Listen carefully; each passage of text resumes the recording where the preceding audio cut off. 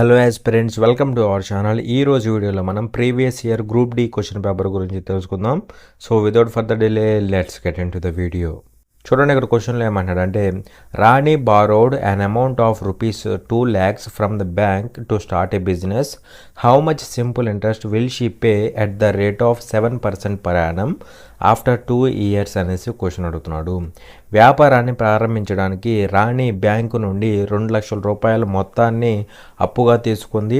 2 సంవత్సరాల తర్వాత సంవత్సరానికి 7% చొప్పున ఆమె ఎంత సాధారణ వడ్డీని చెల్లిస్తుంది అనేసి క్వశ్చన్ అడుగుతున్నాడు. ఓకేనా. సో ఇక్కడ రాణి అనే ఒక పర్సన్ బ్యాంక్ నుంచి 2 lakh రూపీస్ అయితే అప్పుగా తీసుకుంది టు స్టార్ట్ ఏ బిజినెస్ అనమాట, బిజినెస్ స్టార్ట్ చేయడానికి. అయితే ఇక్కడేమన్నాడంటే చూడండి, how much simple interest will she pay at the rate of 7% per annum after 2 years అంటున్నాడు. అంటే 1 yearకి 7% రేట్ ఆఫ్ ఇంట్రెస్ట్ చొప్పున, 1 yearకి యానం కదా, 1 yearకి 7% రేట్ ఆఫ్ ఇంట్రెస్ట్ చొప్పున 2 years తర్వాత ఈమె ఎంత సింపుల్ ఇంట్రెస్ట్ పే చేయాలి అనేసి క్వశ్చన్ అడుగుతున్నాడు. ఓకేనా. సో తీసుకున్న మొత్తం ఏదైతే ఉంటుందో అది ప్రిన్సిపల్ అవుతుంది. సో ప్రిన్సిపల్ ఎంత అంటే 2 lakh రూపీస్ అనమాట. ప్రిన్సిపల్ అంతా 2 lakh రూపీస్. అలాగే రేట్ ఆఫ్ ఇంట్రెస్ట్ ఎంత అంటే 7% ఏంటి పర్ యానం, 1 yearకి 7% అనమాట. అలాగే టైం పీరియడ్ ఎంత అంటే 2 years అనమాట. అలాగే ఇక్కడ మనల్ని అడుగుతుంది ఏంటి, సింపుల్ ఇంట్రెస్ట్. మరి చెప్పండి, సింపుల్ ఇంట్రెస్ట్కి డైరెక్ట్ ఫార్ములా ఉంది కదా. So simple interest equal to ఏమవుతుంది, simple interest equal to PTR/100 కదా. సో డైరెక్ట్ ఫార్ములా వేస్తే మనకి సింపుల్ ఇంట్రెస్ట్ అనేది వస్తుందన్నమాట. సో సబ్స్టిట్యూట్ చేస్తే ఏమవుతుందండి, చూడండి, ప్రిన్సిపల్ ఎంత 2 lakhs. సో 2 lakhs అనమాట. 2 lakhs ఇంటూ టైం పీరియడ్ ఎంత 2 years into rate of interest ఎంత 7%. సో 7 వేస్తే సరిపోతుంది బై 100 అనమాట. అవునా. సో ఇక్కడ క్యాన్సిల్ చేస్తే ఏమవుతుందండి, చూడండి, 00 ఇక్కడ 00 గెట్ క్యాన్సిల్డ్. సో ఇక్కడ చూస్తే 7 2s 14 అవుతుంది. 14 2s ఎంత అవుతుంది, 14 2s 28 అవుతుందా, 28 అవుతుంది. పక్కన 000 ఉంది. అంటే సింపుల్ ఇంట్రెస్ట్ అనేది ఏమవుతుందంటే 28,000 అనేది అవుతుందన్నమాట. ఇది ఒక మెథడ్. అలాగే ఇంకొక మెథడ్ ఉంది. ఏంటి ఆ మెథడ్ అంటే, ఇది మెథడ్ 2 అనమాట. మెథడ్ 2. ఓకేనా.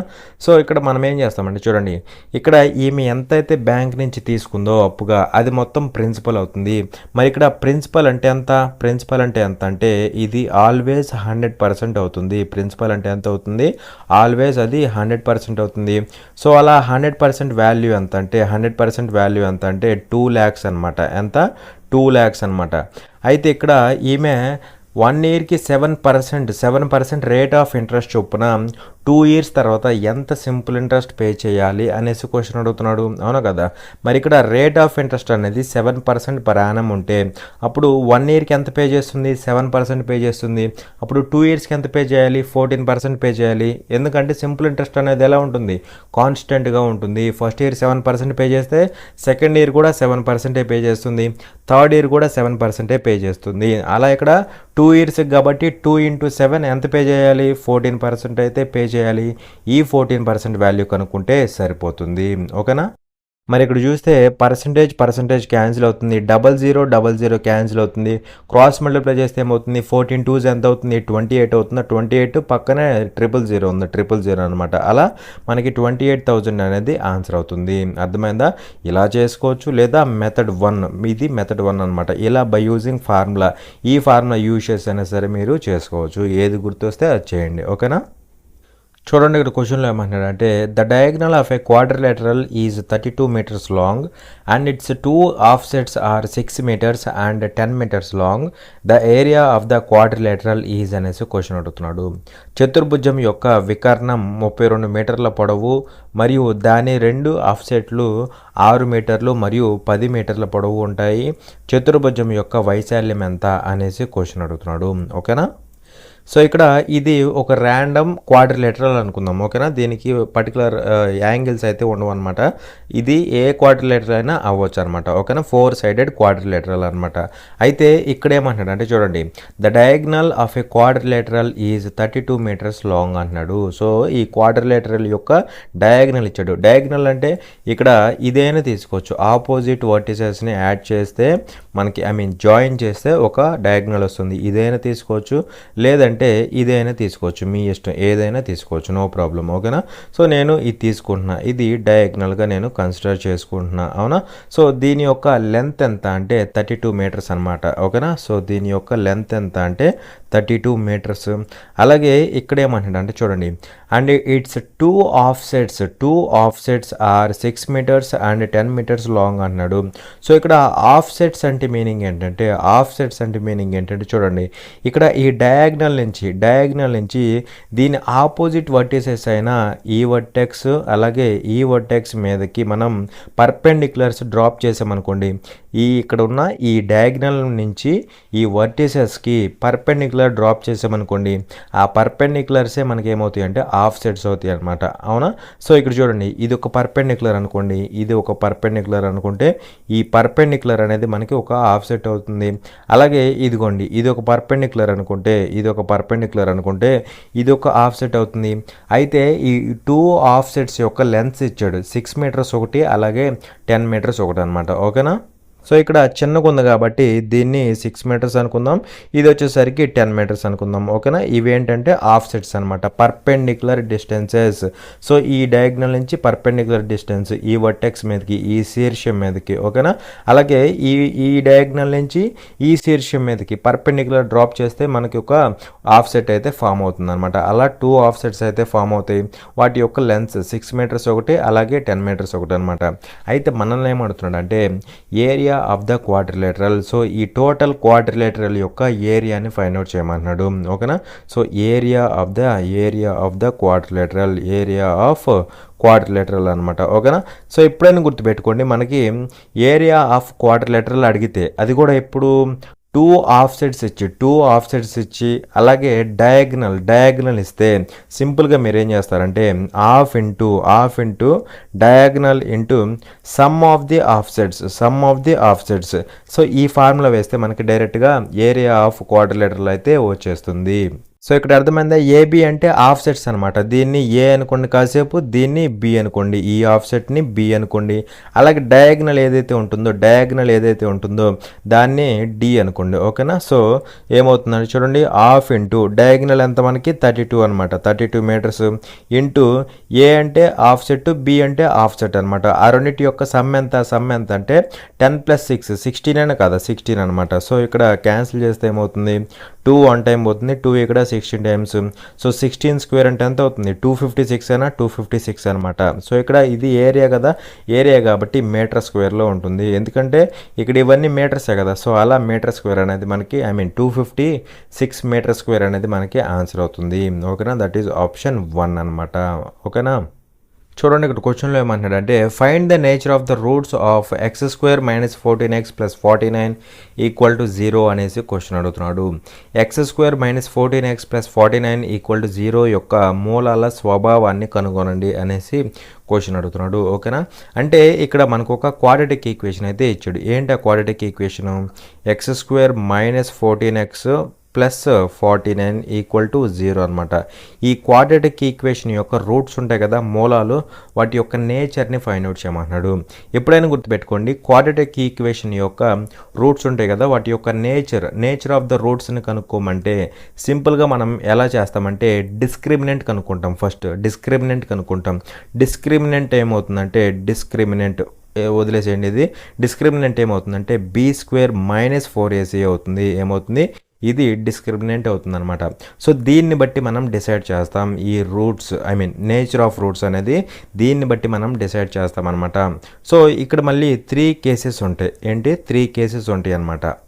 ఏంటి ఆ 3 కేసెస్ అంటే, ఇక్కడ డిస్క్రిమినెంట్ కనుక గ్రేటర్ దాన్ 0 వచ్చిందనుకోండి, అప్పుడు రూట్స్ అనేవి ఎలా ఉంటాయి అంటే రియల్ అండ్ డిస్టింక్ట్ అనమాట. రియల్ అండ్ డిస్టింక్ట్ లేదా రియల్ అండ్ డిఫరెంట్ అనమాట. డిస్టింక్ట్ అన్నా డిఫరెంట్ అన్నా ఒకటి అనమాట.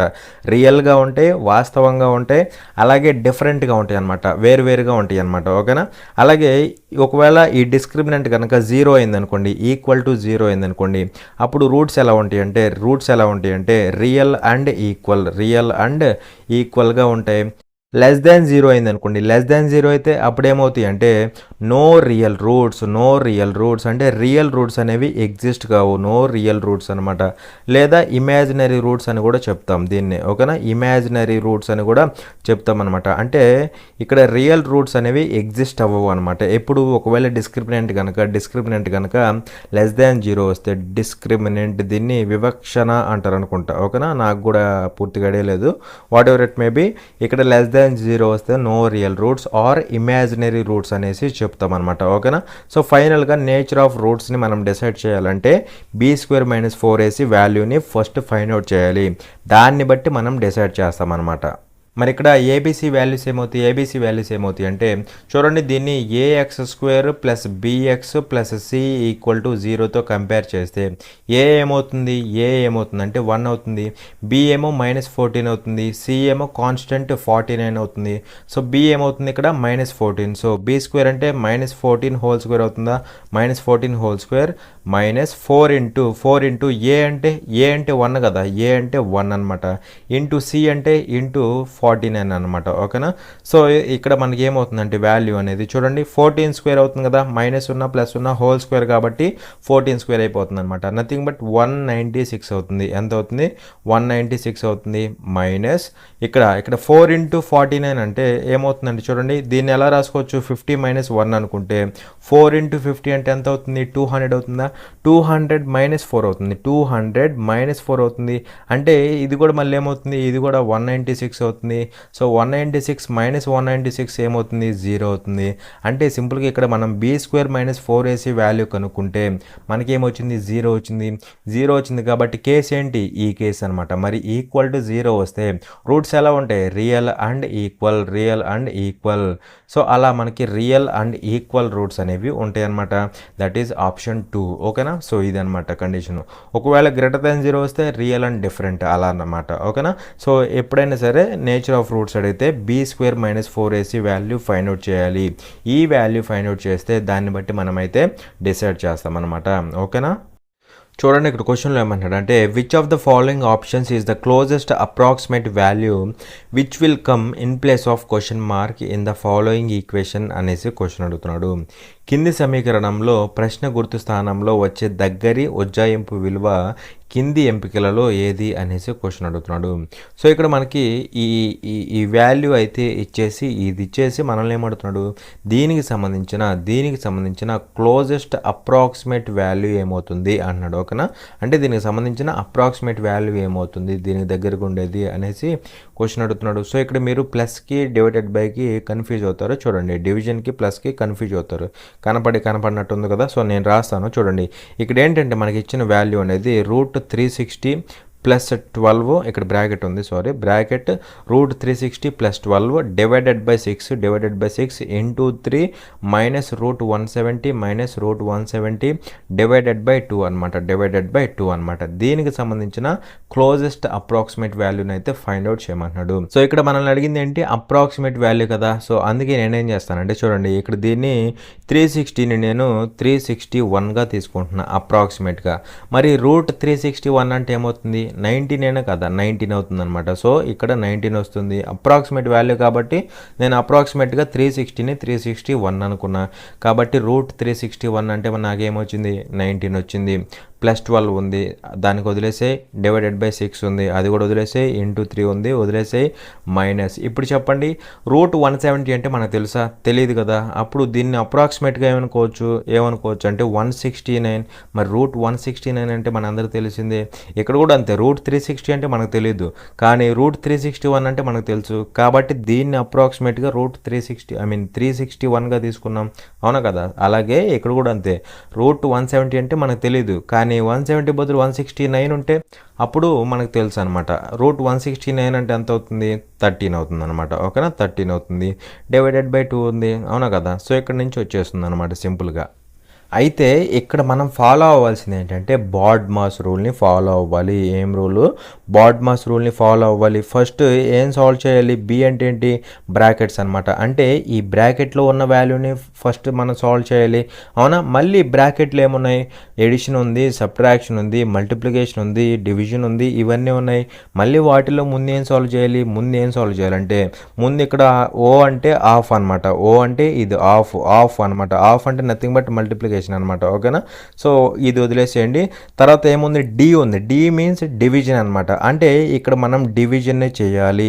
సో 12 డివైడెడ్ బై 6 చేయాలి అంటే ఫస్ట్ ఇది చేయాలన్నమాట. ఓకేనా? బ్రాకెట్లో ఫస్ట్ డివిజన్ చేయాలి. డివిజన్ చేస్తే ఏమవుతుంది? 12 డివైడెడ్ బై 6 అవుతుంది. అంటే ఈ వాల్యూ ఎంత అవుతుంది? 2 అయిపోతుంది. అర్థమైందా? ఇంకా ఇది ఉండదు అనమాట. ఇంక ఇది ఉండదు, ఇది 2 అయిపోయింది. తర్వాత డివిజన్ తర్వాత ఏముంది? డివిజన్ తర్వాత మల్టిప్లికేషన్ ఉంది. మల్టిప్లికేషన్ అంటే 2 ఇంటూ 3కే కదా, ఇదే కదా మల్టిప్లికేషన్. సో 2 ఇంటూ 3 అంటే ఎంత అవుతుంది? 6 అవుతుంది అనమాట. 6 అంటే మళ్ళీ ఇవన్నీ అయిపోయినాయి, 6 వచ్చేసింది. సో ఇక్కడ ఫైనల్గా ఇంకేమొచ్చింది? 19 + 6 - 13. ఇది మనందరికి తెలిసిందే. సో 19 + 6 అంటే 25. 25 - 13 అంటే ఎంత అవుతుంది? 25 - 13 అంటే 12 అవుతుంది కదా, 12 అవుతుంది. డివైడెడ్ బై 2 ఉంది. డివైడెడ్ బై 2 ఇంకేముంది? ఇంకేమవుతుంది అంటే 6 అయిపోతుంది. అలా దీనికి సంబంధించిన అప్రాక్సిమేట్ వాల్యూ ఏమవుతుందంటే 6 అయిపోతుంది. ఓకేనా? మనం ఇక్కడ ఫాలో అవ్వాల్సింది ఏంటంటే బాడ్మాస్ రూల్ అనమాట. ఈ రూల్ ఫాలో అవ్వాల్సిందే. ఈ రూల్ ఫాలో అవ్వకుండా నేను ఎలా పడితే ఎలా చేస్తానంటే కుదరదు అనమాట. ఓకేనా? చూడండి ఇక్కడ క్వశ్చన్లో ఏమంటాడంటే సింప్లిఫై అనేసి మనకి ఈ వాల్యూ ఇచ్చాడు. సో ఈ వాల్యూని సరళీకరించండి అనేసి క్వశ్చన్ అడుగుతున్నాడు. ఓకేనా? సో చాలామంది ఏం చేస్తారంటే మళ్ళీ ఈ వాల్యూ అంతా సాల్వ్ చేస్తూ ఉంటారు. అంటే 3x ఇంటూ x - 6 చేస్తారు. ఇదంతా చేసి తతంగం అంతా చేస్తారనమాట. ఈ లోపు టైం కూడా అయిపోయింది. అందుకే మనం ఏం చేస్తామంటే సింపుల్గా ఆప్షన్ వెరిఫై చేస్తాం. ఎలా చేస్తామంటే చూడండి, ఇక్కడ కాన్స్టెంట్ ప్రతి ఆప్షన్లో 15 ఉంది. అంటే కాన్స్టెంట్ని బట్టి మనం డిసైడ్ చేయలేం, అవునా కదా? ప్రతి దాంట్లో 15 ఉంది. అలాంటప్పుడు ఇక్కడ కాన్స్టెంట్ వాల్యూ కనుక్కుంటే అన్ని చోట్ల 15 వస్తుంది. అలాంటప్పుడు 15 బట్టి మనం డిసైడ్ చేయలేం. అలాగే ఇక్కడ x² టర్మ్ ఏముంది? +4x². అన్నిట్లో +4x² ఉంది. అంటే దీన్ని బట్టి కూడా డిసైడ్ చేయలేం, అవునా కదా? సో ఇక్కడ డిసైడ్ చేస్తే ఈ రెండింటిని బట్టి డిసైడ్ చేయాలి. ఎందుకంటే ఇక్కడ x కోఎఫిషియంట్ ఒక చోట -12 ఉంది, ఒక చోట +12 ఉంది. అలాగే x³ కోఎఫిషియంట్ ఒక చోట +1 ఉంది, ఒక చోట -1 ఉంది. అంటే ఈ రెండింటిని బట్టి మనం అయితే డిసైడ్ చేయవచ్చు అనమాట. అర్థమైందా? సో ఇదనమాట. చూడండి ఇక్కడ x³ టర్మ్ చూద్దాం. x³ టర్మ్ చూస్తే ఇక్కడ x³ టర్మ్ ఎక్కడ ఉంది? ఇదిగోండి, ఒక్క చోట ఉంది. ఇంకెక్కడా కూడా మనకి x³ టర్మ్ అనేది రాదనమాట, అవునా కదా? ఇక్కడ వచ్చుద్ది కానీ x² టర్మ్ వచ్చింది. ఇక్కడ ఏమొచ్చింది? x² వచ్చింది, x³ రాదనమాట. సో x³ ఒకే ఒక చోట ఉంది, అది ఇక్కడే ఉంది. సో x³ యొక్క కోఎఫిషియంట్ ఎంత ఉంది? -1 ఉంది. అంటే x³ మైనస్ ముందు ఉందన్నమాట. ఓకేనా? మరి ఇక్కడ x³ ముందేముంది? ప్లస్ ఉంది. మనకు కావాల్సింది ఏంటి? మైనస్. అంటే ఈ ఆప్షన్ ఎలిమినేట్ అయిపోయింది. అలాగే ఇక్కడ కూడా ప్లస్ ఉంది కదా, మనకు ఉండాల్సింది మైనస్. మరి ఇక్కడ ప్లస్ ఉంది కదా, ప్లస్ ఉంది కాబట్టి ఇది కూడా ఎలిమినేట్ అయిపోయింది. రెండు ఆప్షన్లు ఎలిమినేట్ అయిపోయినాయి. ఇప్పుడు చూస్తే ఈ రెండిట్లో -x³ ఉంది. సో ఈ రెండిట్లో ఒకటి ఎలిమినేట్ చేయాలి. ఎలా ఎలిమినేట్ చేస్తామంటే చెప్పే కదా, ఇక్కడ x కోఎఫిషియంట్ చూడాలి. x కోఎఫిషియంట్ ఒక చోట +12 ఉంది, ఒక చోట -12 ఉంది. సో దాన్ని బట్టి మనం డిసైడ్ చేస్తామన్నమాట. ఓకేనా? మరి ఇక్కడ x టర్మ్ ఎక్కడ వస్తుంది చూడండి. ఇక్కడ 3x ఇంటూ x చేస్తే మనకి x² టర్మ్ వస్తుంది. మనకు కావాల్సిన x టర్మ్ ఎలా వస్తుంది? 3x ఇంటూ -6 చేస్తే వస్తుంది కదా. 3x ఇంటూ -6 అంటే ఎంత అవుతుంది? -18x అవుతుంది. సో అలా ఇక్కడ x టర్మ్ ఏమొస్తుంది అంటే -18x వచ్చింది.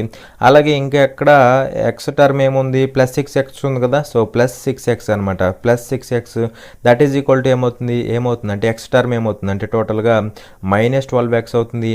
అంటే ఎక్స్కి కోఎఫిషియంట్ ఏముండాలి అంటే -12 ఉండాలి. సో ఎక్స్ ముందు -12 ఎక్కడ ఉంది? ఈ రెండు ఆప్షన్స్లో.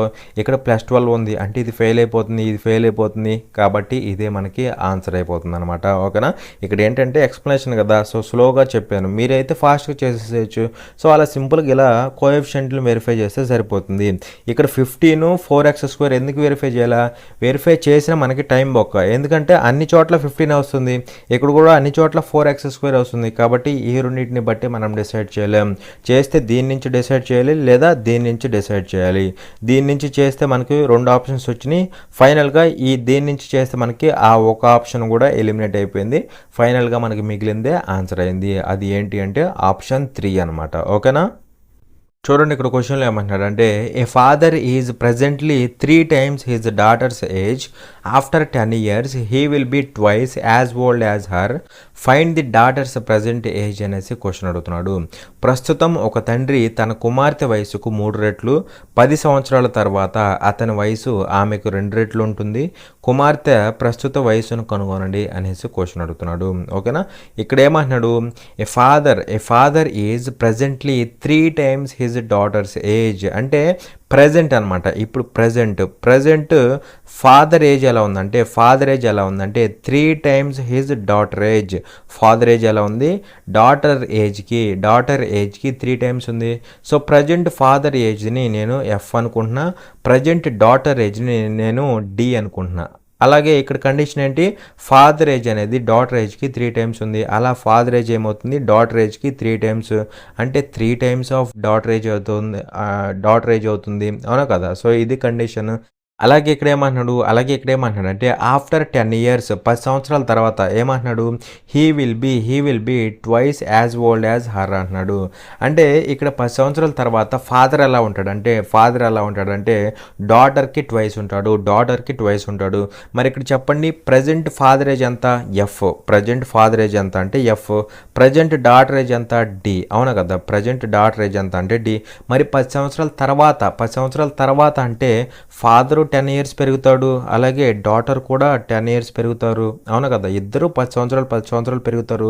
అదే ఒకవేళ 10 years ఎగో అంటే 10 సంవత్సరాల క్రితం అనమాట. క్రితం కాబట్టి మైనస్ చేస్తాం. కానీ ఇక్కడ 10 సంవత్సరాల తర్వాత అంటున్నాడు కాబట్టి యాడ్ చేయాలి. అలా ఫాదర్ ఏజ్ ఏమవుతుంది అంటే 10 సంవత్సరాల తర్వాత ఎఫ్ ప్లస్ 10 అవుతుంది.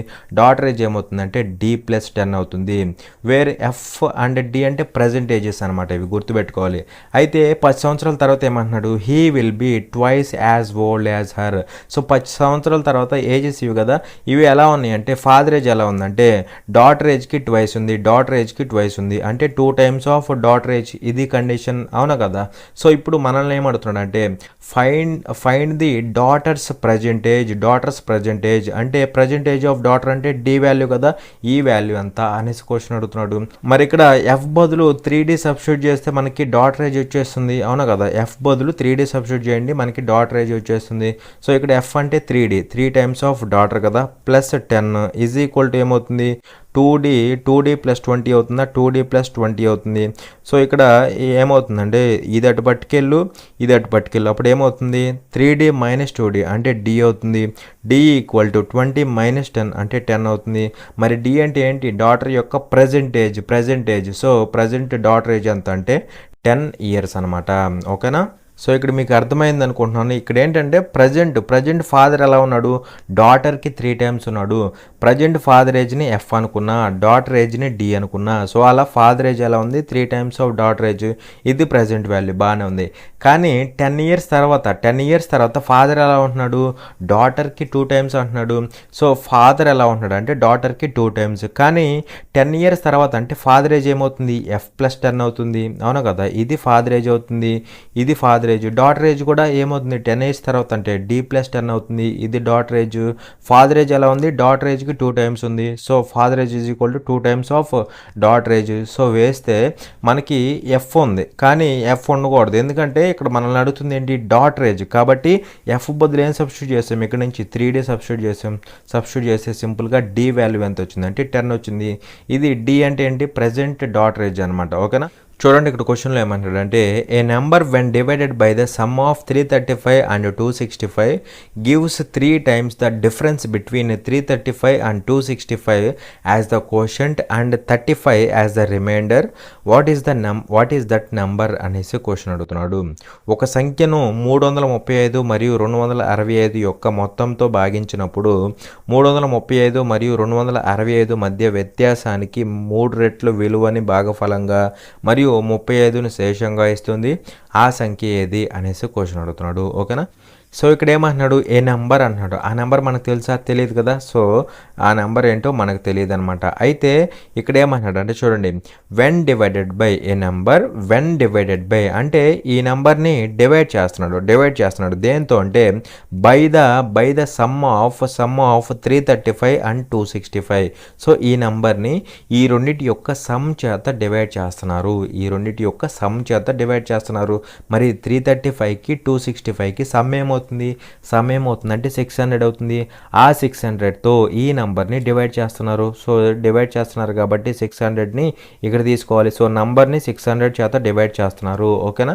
అలాగే ఇక్కడ ఏమంటున్నాడు, gives three times the difference between 335 and 265 as the quotient అంటున్నాడు. కోషంట్ అంటే ఇక్కడ ఉంటుంది అనమాట. ఇక్కడ కోషంట్ ఉంటుంది. ఇది కోషంట్, పనిలో పని రాసేస్తాం చూడండి. ఇది కోషంట్ అవుతుంది. అలాగే ఇదేమవుతుందంటే డివిడెండ్ అవుతుంది అనమాట. ఇదేంటి డివిడెండ్ అవుతుంది. అలాగే ఇక్కడ ఉండేది ఏమవుతుందంటే ఇది డివైజర్ అవుతుంది. అలాగే కింద వచ్చేది ఇది ఉంటుంది కదా. ఇది ఏమవుతుందంటే మనందరూ తెలుసు ఏంటి రిమైండర్ అవుతుంది అనమాట. రిమైండర్ అవుతుంది. పనిలో పని ఇది నోట్ చేసుకోండి. అయితే ఇక్కడ ఏమంటాడు అంటే చూడండి, gives three times the difference between 335 and 265 as the quotient. అంటే ఇక్కడ ఈ రెండింటికి మధ్య డిఫరెన్స్ ఉంటుంది కదా. ఈ రెండింటికి మధ్య డిఫరెన్స్ అంటే 335కి 265కి డిఫరెన్స్ ఎంత అవుతుంది 70 అవుతుంది. ఈ 70కి డిఫరెన్స్కి త్రీ టైమ్స్ అంటే డిఫరెన్స్ అంటే 70, దానికి 3 టైమ్స్ అంటే 210 అనమాట. ఓకేనా. 210 అనమాట. ఈ 210ని ఎలా ఇస్తుంది అంటే యాజ్ ద కోషంట్ లాగా ఇస్తుంది అనమాట. ఈ నెంబర్ని 600 చేత డివైడ్ చేస్తే ఈ డిఫరెన్స్కి 3 టైమ్స్ని కోషంట్గా ఇస్తుంది. అంటే కోషంట్ ఎంత అంటే 210 అనమాట. ఓకేనా. 210 అనమాట. అలాగే ఇక్కడ ఏమంటున్నాడు and 35 as the remainder. So 35 అనేది రిమైండర్ అనమాట. అవునా కదా. అయితే ఇక్కడ మనల్ని ఏమడుతున్నాడు, వాట్ ఈస్ దట్ నెంబర్, ఈ నెంబర్ ఏంటి అనేసి క్వశ్చన్ అడుగుతున్నాడు. అవునా కదా.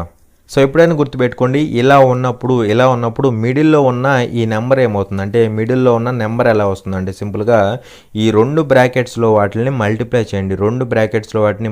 చేయండి. కింద ఉన్న రిమైండర్ని యాడ్ చేయండి. మధ్యలో అది రావాలంటే ఏం చేయాలి, రెండు బ్రాకెట్స్లో ఉన్నవి మల్టిప్లై చేయాలి, రిమైండర్ని యాడ్ చేయాలి. సో వేస్తే మనకి డైరెక్ట్గా మధ్యలో ఉన్న నెంబర్ అయితే వస్తుంది అనమాట. ఎందుకంటే సింపుల్ ఎగ్జాంపుల్ చెప్తా చూడండి. ఇప్పుడు ఇక్కడ 5 తీసుకున్నా, ఇక్కడ 2 తీసుకున్నా. 2 అనేది 5లో ఎన్ని టైమ్స్ పోతుంది, సుమారుగా 2 టైమ్స్ పోతుంది. అవునా. 2 2s ఎంత 4 కదా. 2 2s 4, రిమైండర్ ఎంత 1 అనమాట. ఈ 5 ఎలా వస్తుంది అంటే 2 ఇంటూ 2 చే 2 ఇంటూ 2 4 ప్లస్ 1 చే 2 ఇంటూ 2 4 ప్లస్ 1 చేస్తే మనకి మధ్యలో ఉన్న 5 వచ్చింది. సేమ్ ఇదే ప్రొసీజర్ ఇక్కడ అనమాట. మరి ఇక్కడ చూడండి మధ్యలో ఉన్న నెంబర్ ఎలా వస్తుంది, 600 ఇంటూ 210. 6 ఇంటూ 21 అంటే ఏమవుతుంది, 6 ఇంటూ 21 అంటే ఏమవుతుంది అంటే 6 ఇంటూ 21 అంటే 126 అవుతుంది. ఇక్కడ 00, ఇక్కడ ఒక 0 అంటే 000 అవుతుందా, 000 అవుతుంది. ఈ రెండింటిని మల్టిప్లై చేస్తే ఈ వాల్యూ ప్లస్ 35 రాయాలి. ప్లస్ 35 అనమాట. ప్లస్ 35 అంటే వాల్యూ ఎంత అవుతుంది అంటే 126035 అవుతుంది. 126035. అలా మనకి నెంబర్ ఏమవుతుందంటే 126035. దట్ ఈజ్ ఆప్షన్ 1 అనమాట. అర్థమైందా. చూడండి ఇక్కడ క్వశ్చన్లో ఏమంటాడు అంటే 2 numbers are in the ratio 5:7. If their HCF is 17 then find the numbers అనేసి క్వశ్చన్ అడుగుతున్నాడు. రెండు సంఖ్యలు 5:7 నిష్పత్తిలో ఉన్నాయి, వాటి గసాబా 17 అయితే ఆ సంఖ్యలను కనుగొనండి అనేసి క్వశ్చన్ అడుగుతున్నాడు. సో ఇక్కడ ఏమంటున్నాడు, 2 numbers are in the ratio 5:7. So ఇక్కడ 2 numbers ఉన్నాయి అనమాట. వాటి యొక్క రేషియో ఎంత అంటే 5:7 అనమాట. అంటే ఆ 2 numbers అనేవి ఈ రేషియోలో ఉన్నాయన్నమాట. అలాగే ఇక్కడ ఏమంటున్నాడు, ఇఫ్ దేర్ హెచ్ఎఫ్ ఈజ్ 17. ఈ రెండింటి యొక్క హెచ్సిఎఫ్ హైయెస్ట్ కామన్ ఫ్యాక్టర్ లేదా గసాబా అంటారనమాట. ఓకేనా. సో హెచ్ఎఫ్ ఎంత అంటే 17. అయితే ఆ నెంబర్స్ ఏమవుతాయి అనేసి క్వశ్చన్ అడుగుతున్నాడు. ఓకేనా. ఇక్కడ నెంబర్స్ యొక్క రేషియో ఇచ్చాడు, అలాగే వాటి యొక్క హెచ్సిఎఫ్ ఇచ్చాడు. హెచ్సిఎఫ్, మళ్ళీ చెప్తున్నాను, హెచ్సిఎఫ్ ఇచ్చాడు, నెంబర్స్ యొక్క రేషియో ఇచ్చాడు, వాటి యొక్క హెచ్సిఎఫ్ ఇచ్చాడు. ఇచ్చేసి మనల్ని ఏమడుగుతున్నాడు, నెంబర్స్ అడుగుతున్నాడు. బండ గుర్తు ఏంటంటే ఎప్పుడైనా గుర్తుపెట్టుకోండి, నెంబర్స్ యొక్క రేషియో ఇచ్చి వాటి యొక్క హెచ్సిఎఫ్ ఇస్తే డైరెక్ట్గా నెంబర్స్ ఎలా వస్తాయి అంటే రేషియో ఇంటూ హెచ్సిఎఫ్ అనమాట. ఓకేనా, ఆ రేషియో ఏదైతే ఉందో నెంబర్స్కి, ఆ రేషియో ఇంటూ హెచ్సిఎఫ్ చేస్తే మనకి డైరెక్ట్గా నెంబర్స్ వచ్చేస్తాయి. ఎలా అవుతాయి అంటే చూడండి, ఈ రేషియో ఎంత 5:7, హెచ్సిఎఫ్ ఎంత ఇచ్చాడు మనకి, హెచ్సిఎఫ్ 17 ఇచ్చాడు. అలా నెంబర్స్ ఏమవుతాయి అంటే 5:17 ఒకటి అవుతుంది, 5:17 ఒక నెంబర్ అవుతుంది, అలాగే 7:17 అనేది ఇంకొక నెంబర్ అవుతుంది. 5:17 అనేది ఒక నెంబర్ అవుతుంది, 7:17 అనేది ఒక నెంబర్ అవుతుంది. అర్థమైందా? సో ఇక్కడ 5:17 అంటే ఎంత అవుతుంది, 5 7s 35, 3 క్యారీ, 5 1s 5 3 85 అవుతుందా, లేదంటే 5 17 డైరెక్ట్గా 85. అలాగే 7:17 అంటే ఎంత అవుతుంది, 119 అవుతుంది. ఎంత అవుతుంది, 119 అవుతుంది అనమాట. అలా ఇక్కడ మనకి ఫస్ట్ ఆప్షన్ అనేది ఆన్సర్ అవుతుంది. అర్థమైందా? డైరెక్ట్గా ఎప్పుడు ఇది కూడా ఎప్పుడంటే హెచ్సిఎఫ్ ఇచ్చినప్పుడే హెచ్సిఎఫ్ ఇవ్వాలి, అదేవిధంగా ఆ నెంబర్స్ యొక్క రేషియో ఇవ్వాలి. సో సింపుల్గా నెంబర్స్ ఏమవుతాయి అంటే నెంబర్స్ అనమాట. ఇవి నెంబర్స్ ఏమవుతాయి అంటే ratio into HCF. So 5 HCF చేస్తే ఒక నెంబర్ వస్తుంది, 7 హెచ్సిఎఫ్ చేస్తే ఇంకొక నెంబర్ అయితే వస్తుంది అనమాట. అలా మనకి ఆప్షన్ 1 అనేది ఆన్సర్ అవుతుంది. ఓకేనా, చూడండి ఇక్కడ క్వశ్చన్లో ఏమంటాడు అంటే find the value of 2 secant square a plus 4 cosecant square a minus 2 tan square a minus 4 cot square a అనేసి క్వశ్చన్ అడుగుతున్నాడు. సో ఈ వాల్యూ యొక్క విలువను కనుగొనండి అనేసి క్వశ్చన్ అడుగుతున్నాడు. ఓకేనా, సో ఇక్కడ మనకి ఇచ్చిన వాల్యూ ఏంటంటే చూడండి, 2 secant square a plus 4 cosecant square a minus 2 tan square a minus 4 cot square a అనమాట. -4 cot square a. అవునా? అయితే ఇక్కడ మీరు క్లియర్గా అబ్జర్వ్ చేస్తే సీకెంట్ స్క్వేర్కి ట్యాన్ స్క్వేర్కి ఒక రిలేషన్ ఉంది, ఒక రిలేషన్ ఉంది. అలాగే కొసీకెంట్ స్క్వేర్కి కాట్ స్క్వేర్కి ఒక రిలేషన్ ఉంది. అవునా కదా? ఈ రెండింటికి రిలేషన్స్ అయితే ఉన్నాయి అనమాట. మరి ఇక్కడ చూడండి 2 secant square a, ఇక్కడ -2 tan square a, అంటే ఈ రెండింటిలో నాకు 2 కామన్ వస్తుంది. అవునా కదా? 2 కామన్ వస్తే ఏమవుతుంది, సీకెంట్ స్క్వేర్ ఏ మైనస్ ఇక్కడ ట్యాన్ స్క్వేర్ ఏ అవుతుంది. అవునా కదా? ట్యాన్ స్క్వేర్ ఏ అవుతుంది. అలాగే ఇక్కడ ఈ రెండింటిలో 4 కామన్ వస్తుంది కదా, సో 4 కామన్ తీస్తే ఇక్కడ ఏం మిగులుతుంది నాకు, కొసీకెంట్ స్క్వేర్ ఏ మైనస్ ఇక్కడ కాట్ స్క్వేర్ ఏ మిగులుతుంది. మరి ఇక్కడ చెప్పండి ఇవేంటి, ఇక్కడ సీకెంట్ స్క్వేర్ ఏ మైనస్ ట్యాన్ స్క్వేర్ ఏ అంటే ట్రిగ్నోమెట్రిక్ ఐడెంటిటీ ఏమవుతుంది, 1 అయిపోతుంది. అలాగే కొసీకెంట్ స్క్వేర్ ఏ మైనస్ కాట్ స్క్వేర్ ఏ ఏమవుతుంది, ఇది కూడా ట్రిగ్నోమెట్రిక్ ఐడెంటిటీ ఏమవుతుంది, ఇది కూడా 1 అయిపోతుంది. మరి 2 × 1 ప్లస్ 4 × 1 అనమాట. ఎంత అవుతుంది, డైరెక్ట్గా 6 అవుతుంది అనమాట. ఓకేనా? సో అలా 6 అనేది మనకు ఆన్సర్ అవుతుంది. కానీ నిజానికి ఇదంతా చేయకూడదు. డైరెక్ట్గా ఇక్కడ చూడగానే అర్థమైపోతుంది ఈ రెండింటికి రిలేషను, అలాగే ఈ రెండింటికి అనమాట. ఈ చివరి దీనికి రిలేషను. ఈ రెండింటిలో కామన్ తీస్తే 2 కామన్ వస్తుంది కదా, 2 × సీకెంట్ స్క్వేర్ ఏ మైనస్ ట్యాన్ స్క్వేర్ ఏ 2 × 1 అయిపోతుంది. అలాగే ఈ రెండింటిలో 4 కామన్ వస్తుంది, 4 × కొసీకెంట్ స్క్వేర్ ఏ మైనస్ కాట్ స్క్వేర్ ఏ అంటే 4 × 1, ఇక్కడ 2 + 4 6 అయిపోతుంది అనమాట. అలా డైరెక్ట్గా సబ్స్టిట్యూట్ చేసేయాలి. చూడండి ఇక్కడ క్వశ్చన్లో ఏమంటున్నాడు అంటే సింప్లిఫై అనేసి మనకి ఈ వాల్యూ ఇచ్చాడు, ఈ వాల్యూని సరళీకరించండి అనేసి క్వశ్చన్ అడుగుతున్నాడు. ఓకేనా? సో ఇక్కడ ఏమవుతుందంటే చూడండి, 6 స్క్వేర్ అంటే 36 అవుతుంది, ప్లస్ 7 స్క్వేర్ అంటే 49 అవుతుంది. అలాగే √16 అంటే ఏమవుతుందంటే +or-4 అవుతుంది. అంటే +4 ఒక కండిషన్ వస్తుంది, అలాగే -4 కూడా ఒక కండిషన్ వస్తుంది అనమాట. అవునా? సో ఇప్పుడు +4 పెడితే ఏమవుతుందండి చూడండి, 36 + 4 తీసుకుంటున్నా, 36 + 4 అంటే ఎంత అవుతుంది, 40 అవుతుంది. 49 అంటే 89 అవుతుంది. ఇది ఒక కండిషను. అలాగే -4 తీసుకుంటే ఏమవుతుందంటే 36 + 49 - 4 అంటే ఎంత అవుతుంది, 45 అవుతుంది. 36 45 అంటే 36 45 అంటే ఎంత అవుతుంది, 81 అవుతుంది అనమాట. ఏమవుతుంది, 36 45 అంటే ఎంత అవుతుంది, 81 అవుతుంది అనమాట. అలా 89 ఒకటి ఆన్సర్ అవ్వచ్చు, లేదా 81 అనేది ఆన్సర్ అవ్వచ్చు. సో ఇక్కడ మనకి ఇచ్చింది 89 కాబట్టి కళ్ళు మూసుకొని అది పెట్టేసేయచ్చు అనమాట. ఒకవేళ ఇన్ కేస్ ఇవ్వకపోతే 81 అనేది పెట్టాలన్నమాట. ఓకేనా? చూడండి ఇక్కడ క్వశ్చన్లో ఏమంటున్నాడు అంటే in triangle ABC and triangle DEF angle A equal to 40 degrees, angle B equal to 55 degrees, angle D equal to 55 degrees, angle E equal to 85 degrees and m of AB bar equal to m of FD bar, then which of the options below is correct అనేసి question అడుగుతున్నాడు. త్రిభుజము ABC మరియు త్రిభుజము డిఈఎఫ్లో కోణము A equal to 40 degrees, కోణము B equal to 55 degrees, కోణము D equal to 55 degrees, కోణము ఈ ఈక్వల్ టు 85 degrees మరియు M of AB bar is equal to M of FD bar అయితే కింద ఇచ్చిన ఎంపికలలో ఏది సరైనది అనేసి క్వశ్చన్ అడుగుతున్నాడు. ఓకేనా.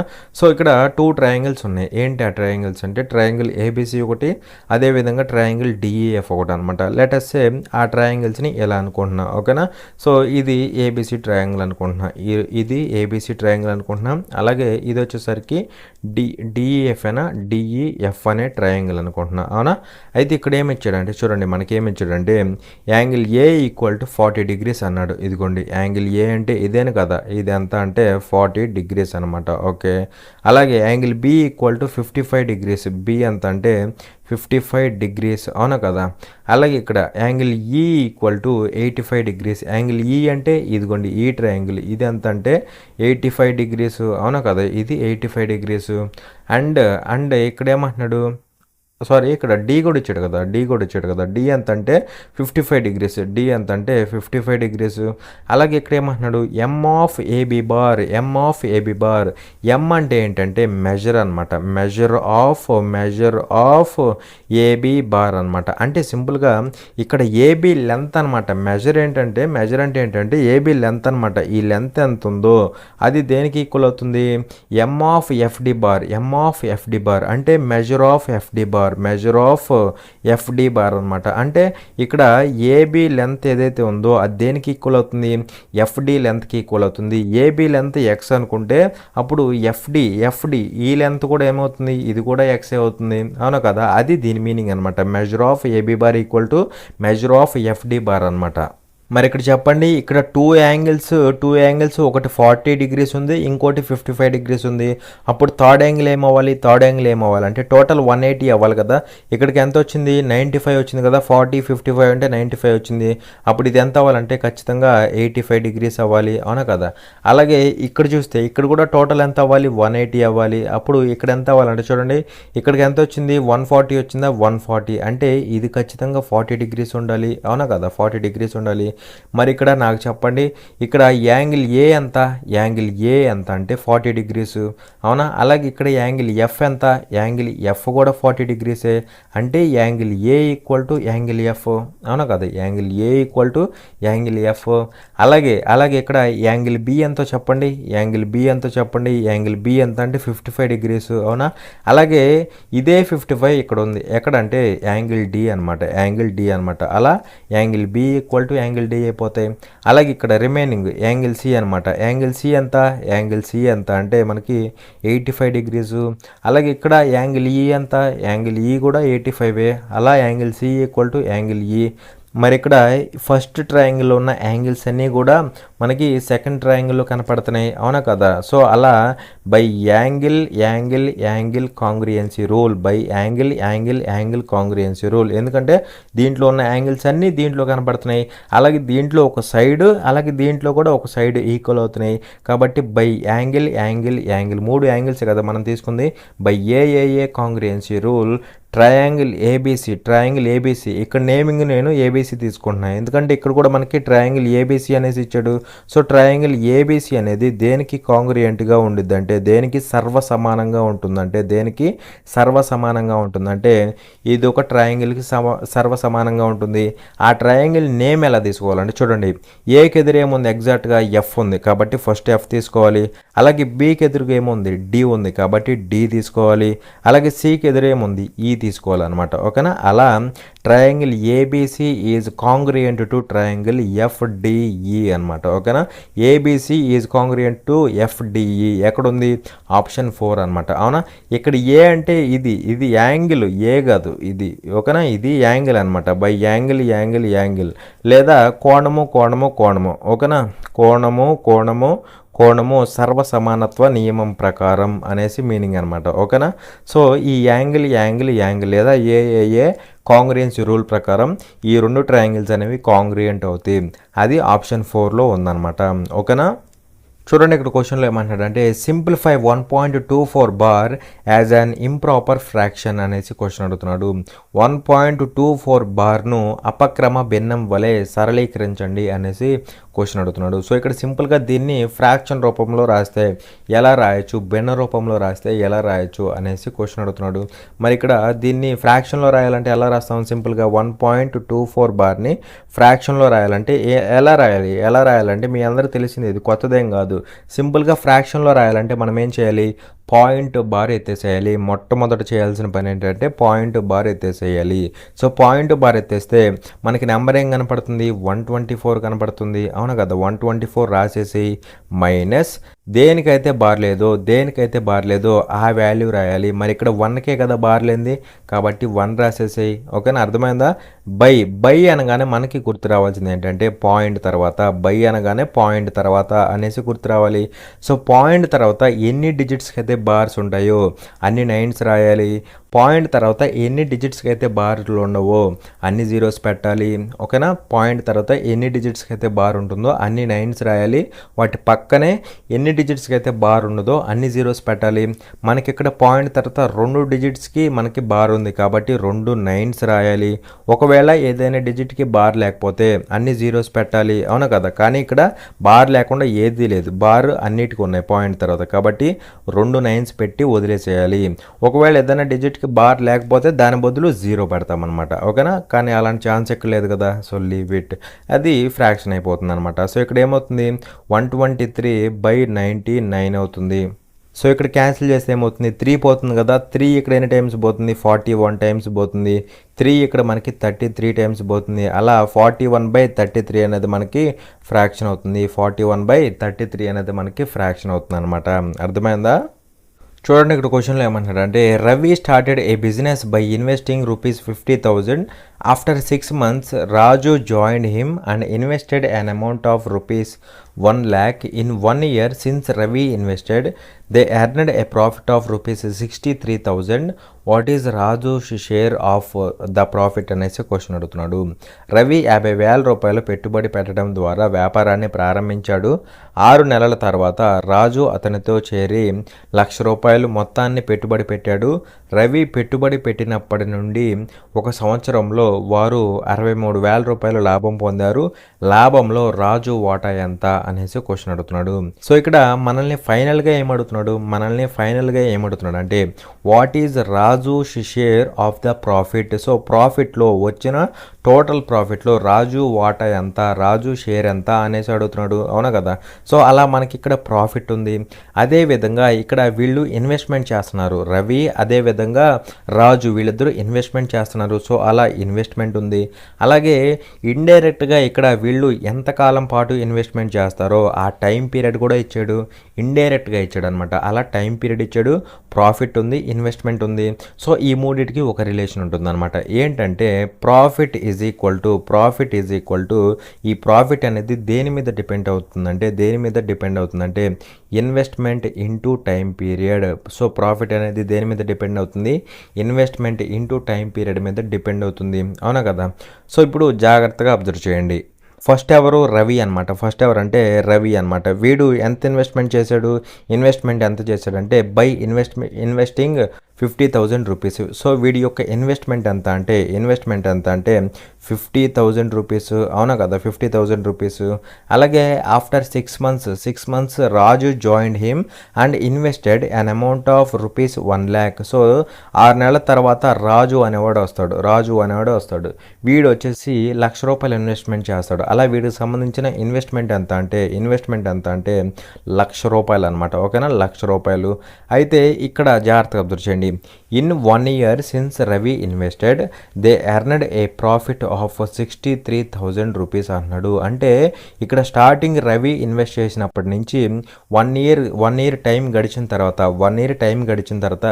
వీళ్ళకి టోటల్ ప్రాఫిట్ ఎంత వచ్చిందంటే ₹63,000 వచ్చింది. అంటే ఇక్కడ 1 ఇయర్ తర్వాత వీళ్ళకి వచ్చిన ప్రాఫిట్ ఇదనమాట. అంటే ఇక్కడ టోటల్ టైం పీరియడ్ ఎంత? టోటల్ టైం పీరియడ్ ఎంత అంటే 1 ఇయర్, అవునా కదా. సో టోటల్ టైం పీరియడ్ ఎంత అంటే 1 ఇయర్. అయితే ఇక్కడ రవి ఎంతకాలం ఇన్వెస్ట్మెంట్ చేస్తాడంటే టోటల్ టైం పీరియడ్ ఎంత ఉందో అంతకాలము ఇన్వెస్ట్మెంట్ చేస్తాడు. ఎందుకంటే వీడు మధ్యలో వెళ్ళిపోతున్నాడు అనేసి ఎక్కడ చెప్పలా. అలా రవి 1 ఇయర్ పాటు ఇన్వెస్ట్మెంట్ చేస్తాడు, అవునా కదా. సో వీడు ఇన్వెస్ట్మెంట్ చేసేది 50,000. అది ఎంత టైం అంటే 1 ఇయర్ పాటు ఇన్వెస్ట్మెంట్ చేస్తాడు, ఓకేనా. అలాగే ఇక్కడ రాజు ఏం చేస్తాడంటే చూడండి, వీడు టోటల్ టైం పీరియడ్ అనేది 1 ఇయర్, అవునా కదా. టోటల్ టైం పీరియడ్ అనేది 1 ఇయర్, కానీ వీడు 6 నెలల తర్వాత స్టార్టింగ్ నుంచి 6 నెలల తర్వాత జాయిన్ అవుతాడు.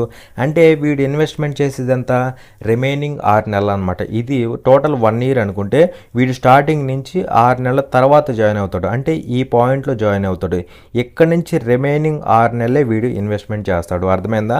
అలా రాజు అనేవాడు 6 మంత్స్ పాటే ఇన్వెస్ట్మెంట్ చేస్తాడు, అర్థమైందా. 6 మంత్స్ పాటే ఇన్వెస్ట్మెంట్ చేస్తాడు. మరి ఇక్కడ వీటికి సంబంధించిన ఇన్వెస్ట్మెంట్, ఇది టైం పీరియడ్, అలా ప్రాఫిట్ వస్తుంది. ఇన్వెస్ట్మెంట్ అలాగే టైం పీరియడ్, ఇక్కడ ప్రాఫిట్ వస్తుంది. సో ఆ ప్రాఫిట్లకి రేషియో కడదాం, ఓకేనా. అయితే ఇక్కడ క్యాన్సిల్ అవ్వాలంటే 2 మంత్స్లో ఉండాలి లేదా 2 ఇయర్స్లో ఉండాలి. సో ఇక్కడ సింపుల్గా దీన్ని మంత్లో రాసేద్దాం. 1 ఇయర్ అంటే 12 మంత్స్ కదా. సో 12 మంత్స్ రాసేస్తే సరిపోతుంది, 12 మంత్స్ రాస్తే సరిపోతుంది అనమాట. మరి ఇక్కడ క్యాన్సిల్ చేస్తే ఏమవుతుంది అంటే ఇక్కడ 4 zeros అలాగే ఇక్కడ కూడా 4 zeros క్యాన్సిల్ అయిపోతాయి. ఇది క్యాన్సిల్. 6 1 టైము, 6 ఇక్కడ 2 టైమ్స్, ఇక్కడ చూస్తే 2 5 10 అవుతుందా, 10 ఇక్కడ 10 క్యాన్సిల్ అవుతుందా. అలా రవి అలాగే రాజు వీళ్ళిద్దరి యొక్క ప్రాఫిట్లు అనమాట. ఇవి ప్రాఫిట్లు ఇందాకే చెప్పా. ఏంటి? ఇన్వెస్ట్మెంటు టైం పీరియడ్ అంటే ప్రాఫిట్. అలా వీళ్ళకి సంబంధించిన ప్రాఫిట్ల రేషియో ఏమవుతాయి అంటే 1:1 అవుతాయి అనమాట. అంటే రవి ప్రాఫిట్ ఎంత అంటే 1 పార్ట్, రాజు ప్రాఫిట్ ఎంత అంటే 1 పార్ట్. వీళ్ళిద్దరి యొక్క టోటల్ ప్రాఫిట్ ఎంత అంటే 2 పార్ట్స్, అవునా కదా. వాళ్ళిద్దరి యొక్క టోటల్ ప్రాఫిట్ ఎంత అంటే 2 పార్ట్స్. కానీ వాళ్ళకి వచ్చిన టోటల్ ప్రాఫిట్ ఎంత మనీ రూపంలో ఎంత అంటే 63,000 రూపాయలు, అవునా కదా. 63,000 రూపాయలు. అయితే మనల్ని అడుగుతుంది ఏంటి, రాజు వాటా ఎంత అన్నాడు. మరి రాజు షేర్ ఎంత? 1 పార్టేనా కదా. సో ఈ 1 పార్ట్ వాల్యూ కనుక్కుంటే సరిపోతుంది, అర్థమైందా. సో ఇక్కడ క్యాన్సిల్ చేస్తే ఇది క్యాన్సిల్ అవుతుంది. 2 1 టైము, 2 ఇక్కడ ఎన్ని టైమ్స్ అంటే చూడండి, 2 ఇక్కడ 10లో 5 టైమ్స్ పోతుందా, 5 టైమ్స్ అనమాట. సో 5 × 63 అంటే ఏమవుతుంది, 5 3 15, 1 క్యారీ, 5 6 30, అది ఒక 1, 31 315 అవుతుంది, పక్కనే 00. అలా 31,500 అనేది మనకి ఆన్సర్ అవుతుంది. సో 31,500 అనేది రాజు యొక్క షేర్ అవుతుంది అనమాట. ఇది ఎవరు షేర్? రాజు యొక్క షేర్ అనమాట, ఓకేనా. సో ఇలా మనం అయితే సాల్వ్ చేస్తాం అనమాట ఇలాంటి క్వశ్చన్స్ని, ఓకేనా. సో ఇక్కడ మీకు తెలియాల్సింది ఇదే. ఇక్కడ రాజు అనేవాడు టోటల్ టైం పీరియడ్ మొత్తం వీడు ఇన్వెస్ట్మెంట్ చేయడు.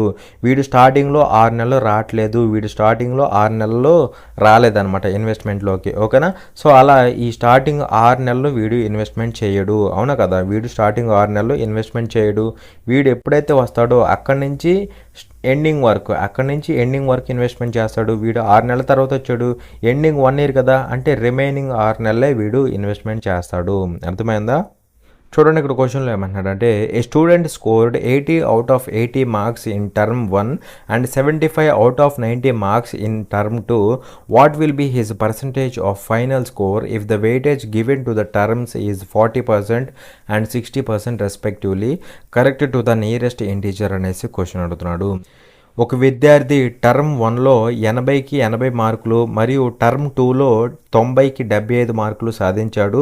టర్మ్లకు ఇచ్చిన వెయిటేజ్ వరుసగా 40% మరియు 60% అయితే అతని తుది మార్కుల శాతం ఎంత అవుతుంది అనేసి క్వశ్చన్ అడుగుతున్నాడు, ఓకేనా.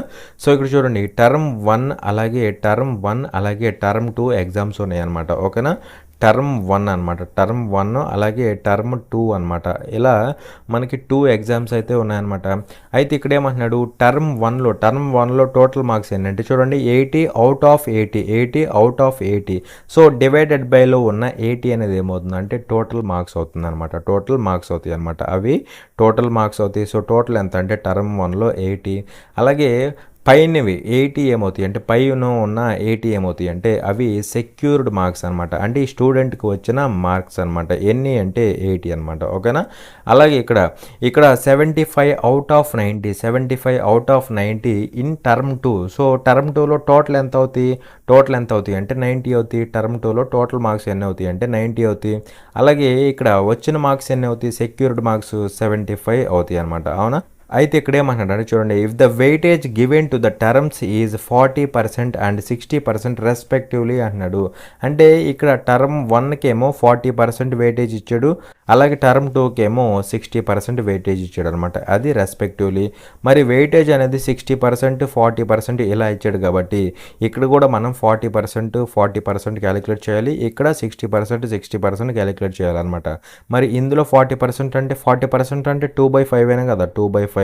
ఇక్కడ కూడా 40% క్యాలిక్యులేట్ చేయాలి, ఇక్కడ 60% క్యాలిక్యులేట్ చేయాలి, అంటే 3/5 అయినా కదా, 3/5. ఇక్కడ కూడా సేమ్ 60% క్యాలిక్యులేట్ చేయాలన్నమాట. ఓకేనా. సో ఇక్కడ 5 1 టైము, 5 ఇక్కడ 10లో 2 టైమ్స్. సో 2 2s 4, 4 8s ఎంత అవుతుంది, 32 అవుతుందా, 32 అవుతుంది. సేమ్ ఇక్కడ కూడా అంతే, ఇక్కడ కూడా 32 అవుతుంది అనమాట. అవునా. అలాగే ఇక్కడ 5 1 టైము, 5 ఇక్కడ 10లో 2 టైమ్స్. 6 × 9 అంటే ఎంత అవుతుంది, 6 × 9 అంటే 54 అవుతుంది. అలాగే ఇక్కడ 5 1 టైము, 5 ఇక్కడ 15 టైమ్స్. సో 15 3s ఎంత, 15 3s ఎంత అంటే 45. అవునా కదా. అయితే ఇక్కడ క్వశ్చన్లో ఏమంటాడు అంటే what will be his percentage of final score అంటున్నాడు. So percentage of final score అడుగుతున్నాడు అనమాట. Percentage of final score. So ఇక్కడ పర్సెంటేజ్ ఆఫ్ ఫైనల్ స్కోర్ ఏమవుతుందంటే సెక్యూర్డ్ మార్క్స్ అంటే వచ్చిన marks by total marks, secured marks by total marks into 100 చేస్తే మనకి ఫైనల్గా పర్సంటేజ్ వస్తుంది అనమాట. ఓకేనా. సో ఫైనల్ స్కోర్ యొక్క పర్సంటేజ్ వస్తుంది. సో ఇక్కడ సెక్యూర్డ్ మార్క్స్ ఏమవుతాయి, ఇక్కడ 32 వచ్చిన మార్క్స్, అలాగే ఇక్కడ 45 మార్క్స్ వచ్చినాయి. అలా టోటల్ ఎంత అవుతుంది, 32 45 అంటే 77 అవుతుందా, 77 అనేవి సెక్యూర్డ్ మార్క్స్ అనమాట, రెండు టర్మ్స్లో కలిపి. బై టోటల్ మార్క్స్ అంటే టోటల్ ఇక్కడ 32, ఇక్కడేమో 54 అనమాట. ఎందుకంటే ఇక్కడ వెయిటేజీలు తీసుకున్న తర్వాత 32, ఇక్కడ 54, టోటల్ ఎంత అవుతాయి అంటే 32 54 అంటే ఎంత అవుతాయి, 86 అవుతాయి కదా, 86 అవుతాయి అనమాట. పర్సంటేజ్ కదా అడుగుతుంది, ఇంటూ 100 చేస్తే సరిపోతుంది. అవునా. మరి ఇక్కడ చూస్తే వాల్యూ ఏమవుతుందో చూడండి. వాల్యూ ఇక్కడ ఏమవుతుందంటే జాగ్రత్తగా అబ్జర్వ్ చేయండి. 2 ఇక్కడ ఎన్ని టైమ్స్ పోతుంది, 2 ఇక్కడ 43 టైమ్స్ పోతుంది, 2 ఇక్కడ 50 టైమ్స్ పోతుందా. సపోజ్ ఇక్కడ నేను దీన్ని అప్రాక్సిమేట్గా 42 అనుకుంటున్నా, సారీ అంతేలే 42 అనుకుంటున్నా. 42 అనుకుంటే నాకు ఇక్కడ ఏమవుతుంది, 7 ఇక్కడ 6 టైమ్స్ పోతుంది, 7 6 42, 7 ఇక్కడ 11 టైమ్స్ పోతుంది. 11 × 50 అంటే లేదంటే క్యాన్సిల్ చేయండి, 2 ఇక్కడ 3 టైమ్స్, 2 ఇక్కడ 25 టైమ్స్. మరి 11 × 25 అంటే ఎంత అవుతుంది, 275 అవుతుందా, 275 అవుతుంది. డివైడెడ్ బై 3 అవుతుంది. అవునా కదా. సో 3 అనేది 27లో 9 టైమ్స్ పోతుందా, సో 9 టైమ్స్ పోతుంది, 9 టైమ్స్ పోతుంది. 2 9s 27, నెక్స్ట్ 5 దిగుతుంది, 5లో 2 టైమ్స్ పోతుంది, సారీ 1 టైం పోతుంది కదా, 1 టైం పోతుంది అనమాట. అంటే సింపుల్గా 91 పాయింట్ సంథింగ్ ఉండాలి. కానీ నిజానికి ఇక్కడ మనం తీసుకుంది 42 కంటే కొద్దిగా ఎక్స్ట్రా ఉంది. మరి 42 కంటే కొద్దిగా ఎక్స్ట్రా ఉంది కాబట్టి వచ్చే వాల్యూ ఎలా ఉండాలి, 91 కంటే కొద్దిగా తక్కువ ఉండాలి. ఇక్కడ వాల్యూ డినామినేటర్ పెరిగింది కాబట్టి ఇక్కడ వచ్చే వాల్యూ కొద్దిగా తగ్గాలి. సో 91 కంటే కొద్దిగా తగ్గుతుందంటే అప్రాక్సిమేట్గా దేనికి దగ్గరగా ఉంటుంది, అంటే 90కి దగ్గరగా ఉంటుందన్నమాట. ఎందుకంటే ఇక్కడ అడిగింది correct to the nearest integer అంటున్నాడు, అంటే సుమారుగా 90కి దగ్గరగా ఉంటుందన్నమాట. అలా 90% అనేది మనకి ఆన్సర్ అవుతుంది. అర్థమైందా. సో ఇక్కడ మనం ఈ వెయిటేజ్లు కూడా కన్సిడర్ చేయాలన్నమాట. ఎందుకంటే ఇక్కడ కన్సిడర్ చేస్తేనే మనకి ఎగ్జాక్ట్ వాల్యూ వస్తుంది. కన్సిడర్ చేయకుండా నేను ఇలాగే చేస్తా అంటే కుదరదు అనమాట. ఓకేనా. వెయిటేజ్ కన్సిడర్ చేస్తేనే మనకి ఎగ్జాక్ట్ వాల్యూస్ అయితే వస్తాయన్నమాట. ఓకేనా. చూడండి ఇక్కడ క్వశ్చన్లో ఏమంటాడు అంటే the following table shows the number of male and female students studying in different streams, that is arts, science, commerce and law of A college. Study the table and answer the question అంటున్నాడు. కింది పట్టిక ఒక కళాశాలలో వివిధ విభాగాలలో అంటే arts, science మరియు commerce మరియు లా చదువుతున్న పురుష మరియు స్త్రీ విద్యార్థుల సంఖ్యను చూపిస్తుంది. పట్టికను అధ్యయనం చేసి ప్రశ్నకు సమాధానం ఇవ్వండి అనేసి మనకి కొంత డేటా ఇచ్చాడు అనమాట. ఈ డేటా ఏంటంటే చూడండి, ఇక్కడ ఆర్ట్స్, సైన్స్, అలాగే కామర్స్ ఇవేంటంటే లా, ఇవేంటంటే స్ట్రీమ్స్ అనమాట. అంటే లేదంటే సింపుల్గా డిపార్ట్మెంట్స్ అనుకోండి, ఓకేనా, బ్రాంచెస్ అనుకోండి, what ever it may B. అయితే ఇక్కడ వీళ్ళెవరంటే మేల్ స్టూడెంట్స్ అనమాట. వీళ్ళెవరంటే మేల్ స్టూడెంట్స్. అలాగే వీళ్ళెవరంటే ఫీమేల్ స్టూడెంట్స్ అనమాట, ఓకేనా. ఇంకా మీకు సింపుల్గా చెప్పాలంటే ఆర్ట్స్ డిపార్ట్మెంట్లో ఆర్ట్స్ అనే స్ట్రీమ్ తీసుకుంటే అందులో మేల్ స్టూడెంట్స్ ఎంతమంది ఉన్నారంటే 202 మెంబర్స్ ఉన్నారు. అదేవిధంగా ఫీమేల్ స్టూడెంట్స్ ఎంతమంది ఉన్నారంటే 112 మెంబర్స్ అయితే ఉన్నారనమాట ఈ ఆర్ట్స్ అనే స్ట్రీమ్లో, ఓకేనా. లేదు లా తీసుకోండి, లాలో మేల్ ఎంతమంది ఉన్నారు, 78 మెంబర్స్ ఉన్నారు. అలాగే కామర్స్లో ఫీమేల్ ఎంతమంది ఉన్నారు, 190 మెంబర్స్ ఉన్నారు, అలా అనమాట, ఓకేనా. సో ఈ డేటా అర్థమైంది అనుకుంటున్నాను. అయితే ఇక్కడ క్వశ్చన్లో ఏమంటున్నాడు, what is the percentage of female commerce students in the total students of the college అంటున్నాడు. అంటే ఇక్కడ కామర్స్లో ఫీమేల్ స్టూడెంట్స్ ఉంటారు కదా, వీళ్ళు టోటల్ స్టూడెంట్స్లో అంటే కాలేజ్ యొక్క టోటల్ స్టూడెంట్స్లో ఎంత పర్సంటేజ్ అంటున్నాడు. ఈ కామర్స్లో ఉన్న ఫీమేల్ స్టూడెంట్స్ అనేవాళ్ళు కాలేజ్ యొక్క టోటల్ స్టూడెంట్స్లో ఎంత పర్సంటేజ్ అంటున్నాడు. మరి ఇక్కడ చెప్పండి, కామర్స్లో ఫీమేల్ స్టూడెంట్స్ ఎంతమంది ఉన్నారు, 190 మెంబర్స్ ఉన్నారు. సో అలా ఇది 190 అవుతుంది. అలాగే total students of the college అంటే టోటల్ స్టూడెంట్స్ అంటే మేల్ అండ్ ఫీమేల్ ఇవే కదా టోటల్స్. కాలేజ్ అంటున్నాడు కాబట్టి కాలేజ్ అంటే మేల్ అండ్ ఫీమేల్ కలిసే కదా కాలేజ్ అంటే. సో ఈ రెండింటిని యాడ్ చేయండి, ఎంత అవుతుంది, 656 అను 647 ఎంత అవుతుంది, ఇక్కడ 13 అవుతుంది, 1 అంటే ఇక్కడ 10 అవుతుంది, ఇక్కడ 1 13 అవుతుందా. సో 1303 అనమాట. So total students of the college అంటే ఎంత అవుతుంది, 1303 అనమాట. అయితే ఇక్కడేమంటాడంటే ఈ 190 అనేది 1303లో ఎంత పర్సంటేజ్ అంటున్నాడు. సో దేంట్లో 1303లో కాబట్టి అది డౌన్లో రాయండి, అంటే డినామినేటర్లో రాసేసేయండి, ఓకేనా. ఇది డినామినేటర్లో రాయండి, రిమైనింగ్ వాల్యూని పైన రాయండి, ఓకేనా. మనల్ని అడుగుతుంది ఏంటి, పర్సంటేజ్ అడుగుతున్నాడు కాబట్టి ఏం చేయాలి, ఇంటూ 100 చేస్తే సరిపోతుంది. అర్థమైందా. సో ఇక్కడ నేను ఈ 1303ని నేను అప్రాక్సిమేట్గా 1300 అనుకోవచ్చా లేదా, దగ్గరగా ఉంది కదా. సో అలా నేను 1300 అనుకుంటే ఇక్కడ 00 క్యాన్సిల్ అయిపోతుంది. ఇక్కడ మనకి పైన 190 ఉంటుంది, ఇక్కడ కింద వచ్చేసరికి 13 ఉంటుంది. సో 190ని 13 చేత డివైడ్ చేసి సరిపోతుంది, ఓకేనా. సో ఇక్కడ చూడండి, ఇక్కడ 13 అనేది 19లో 1 టైం పోతుంది. సో 13 పోగా ఇంకెంత మిగులుతుంది, 6 మిగులుతుంది, 60 అవుతుంది, అవునా. 13 ఇక్కడ ఎన్నిసార్లు, 13 4 52, 13 4 52 సార్లు 52 అవుతుంది. 13 4 సార్లు పోతుంది, ఇంకెంత మిగులుతుంది, 8 మిగులుతుంది. పాయింట్ పెడితే 0 అవుతుంది. 13 ఆర్లు ఎంత, 13 ఆర్లు 78 కదా, 13 ఆర్లు 78, అవునా కదా. సో అలా 14.6 అలా వస్తుంది అనమాట. ఇక్కడ 2 పాయింట్ ఉంది కదా, 20 అవుతుంది, అంటే 1 టైం 14.61 వస్తుంది. అలా అప్రాక్సిమేట్గా ఎంత అవుతుంది అంటే 14.61% అవుతుంది. కానీ నిజానికి ఇది 1300 కాదు, 1303. అంటే దీనికంటే డినామినేటర్ అనేది కొద్దిగా ఎక్స్ట్రా ఉంది. సో దీనికంటే డినామినేటర్ కొద్దిగా ఎక్స్ట్రా ఉంది కాబట్టి అప్పుడు ఇక్కడ వచ్చే వాల్యూ కంటే కొద్దిగా వాల్యూ అనేది తగ్గుతుందన్నమాట. మరి 14.61 కంటే తక్కువ ఉన్న వాల్యూ ఏంటి, ఇక్కడ ఆప్షన్స్లో 14.61 కంటే కొద్దిగా తక్కువ ఉన్నదంటే 14.58 అనమాట. అలా దీనికి అప్రాక్సిమేట్గా దేనికి ఈక్వల్ అవుతుంది అంటే దీనికి ఈక్వల్గా ఉన్న వాల్యూ ఏంటంటే అప్రాక్సిమేట్గా 14.58% అనమాట, ఓకేనా. మీరు క్యాలిక్యులేటర్ తీసుకున్నా సరే ఇదే వస్తుంది. సో అలా ఈ పర్సంటేజ్ ఎంత అంటే 14.58%, ఓకేనా. చూడండి, ఇక్కడ క్వశ్చన్లో ఏమంటారంటే the population of a town is 2,24,375 if it increases at the rate of 4% per annum what will be its population 2 years hence అనేసి క్వశ్చన్ అడుగుతున్నాడు. ఒక పట్టణ జనాభా 2,24,375, అది సంవత్సరానికి 4% చొప్పున పెరిగితే 2 సంవత్సరాల తర్వాత దాని జనాభా ఎంత అవుతుంది అనేసి క్వశ్చన్ అడుగుతున్నాడు, ఓకేనా. ఇక్కడ ఏమంటున్నాడు, the population of a town is ఎంత అంటున్నాడు, 2,24,375. అంటే ఇది ప్రజెంట్ పాపులేషన్ అనమాట. ప్రజెంట్ పాపులేషన్ ఎంత అంటే 2,24,375 75 అయితే ఉంది. అయితే ఇక్కడ ఏమంటున్నాడు, it increases at the rate of 4% per annum. 4% per annum అంటే ఇది ఎవ్రీ ఇయర్, యానం అంటే ఇయర్ కదా, ఎవ్రీ ఇయర్ ఇది 4% ఇంక్రీజ్ అవుతుంది అనమాట. అలా గనక ఇంక్రీజ్ అయితే ఇక్కడ ఏమంటున్నాడు, what will be it's population 2 years hence అంటున్నాడు. హెన్స్ అంటున్నాడు. సో ఇక్కడ హెన్స్ అంటే ఏంటంటే సింపుల్గా ఆఫ్టర్ అనమాట, 2 years తర్వాత, 2 years తర్వాత అనమాట. ఓకేనా. సో 2 years తర్వాత ఈ పాపులేషన్ ఏమవుతుంది అనేసి క్వశ్చన్ అడుగుతున్నాడు, అవునా కదా. సో ఇప్పుడు చూడండి, ఇది ప్రజెంట్ ఉన్న పాపులేషన్, ఇదేమవుతుంది ఎవ్రీ ఇయర్ 4% ఇంక్రీజ్ అవుతుంది. మరి 4% అంటే మనందరికీ ఏం తెలుసు, 4/100 అని తెలుసు, అవునా కదా. ఇంక్రీజ్ అవుతుంది కదా, ప్లస్ అనమాట. అంటే ఇక్కడ వాల్యూ అనేది 100 ఉండాల్సింది, 100 ఉండాల్సింది 4 ఇంక్రీజ్ అయ్యింది అంటే 104 అయింది అనమాట. ఇది ఎన్ని సంవత్సరాలకి, 1 yearకి. ఇది మళ్ళీ సెకండ్ ఇయర్ కూడా ఉంటుంది కదా, ఎందుకంటే 2 years తర్వాత అడుగుతున్నాడు. అలా 2 yearsకి తీసుకోవాలన్నమాట మనం. ఇది 1 yearకి.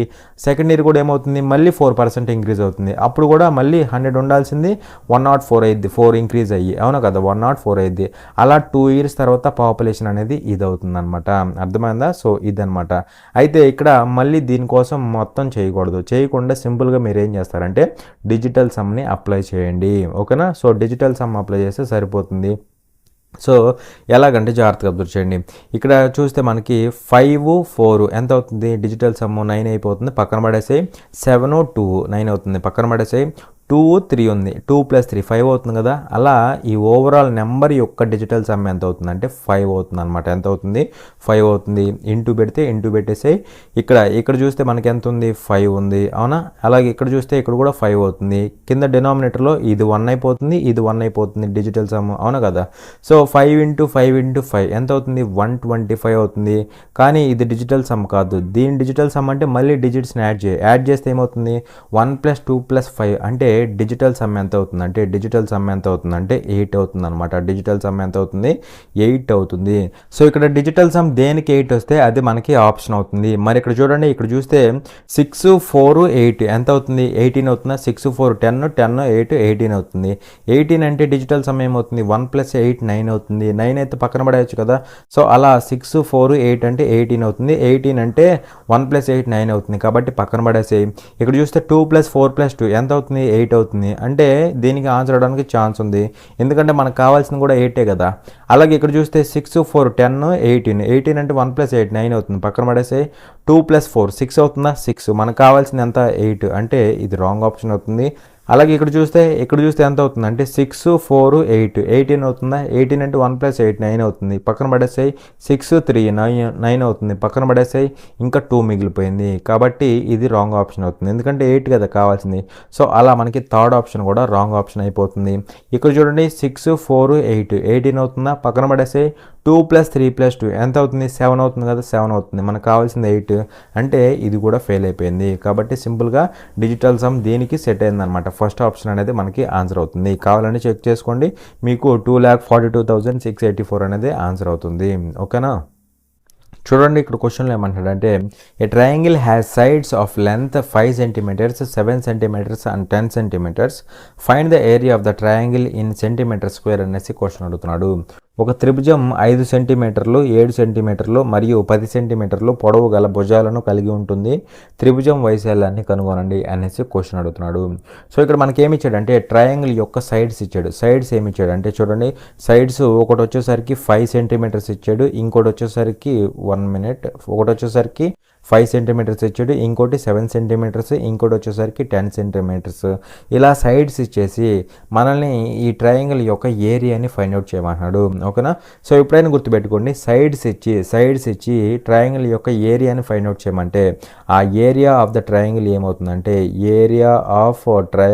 ఏమవుతుందంటే చూడండి, దట్ ఈజ్ ఈక్వల్ టు ఏమవుతుందంటే √S × S - A × S - B × S - minus C అవుతుంది అనమాట. దీన్నే మనం హీరోన్స్ ఫార్ములా అని కూడా అంటాం. ఏమంటాం? హీరోన్స్ ఫార్ములా అని కూడా అంటాం అనమాట. ఓకేనా? సో ఇదేంటంటే మనకి ఏరియా ఫైండ్ అవుట్ చేయడానికి యూజ్ అవుతుంది.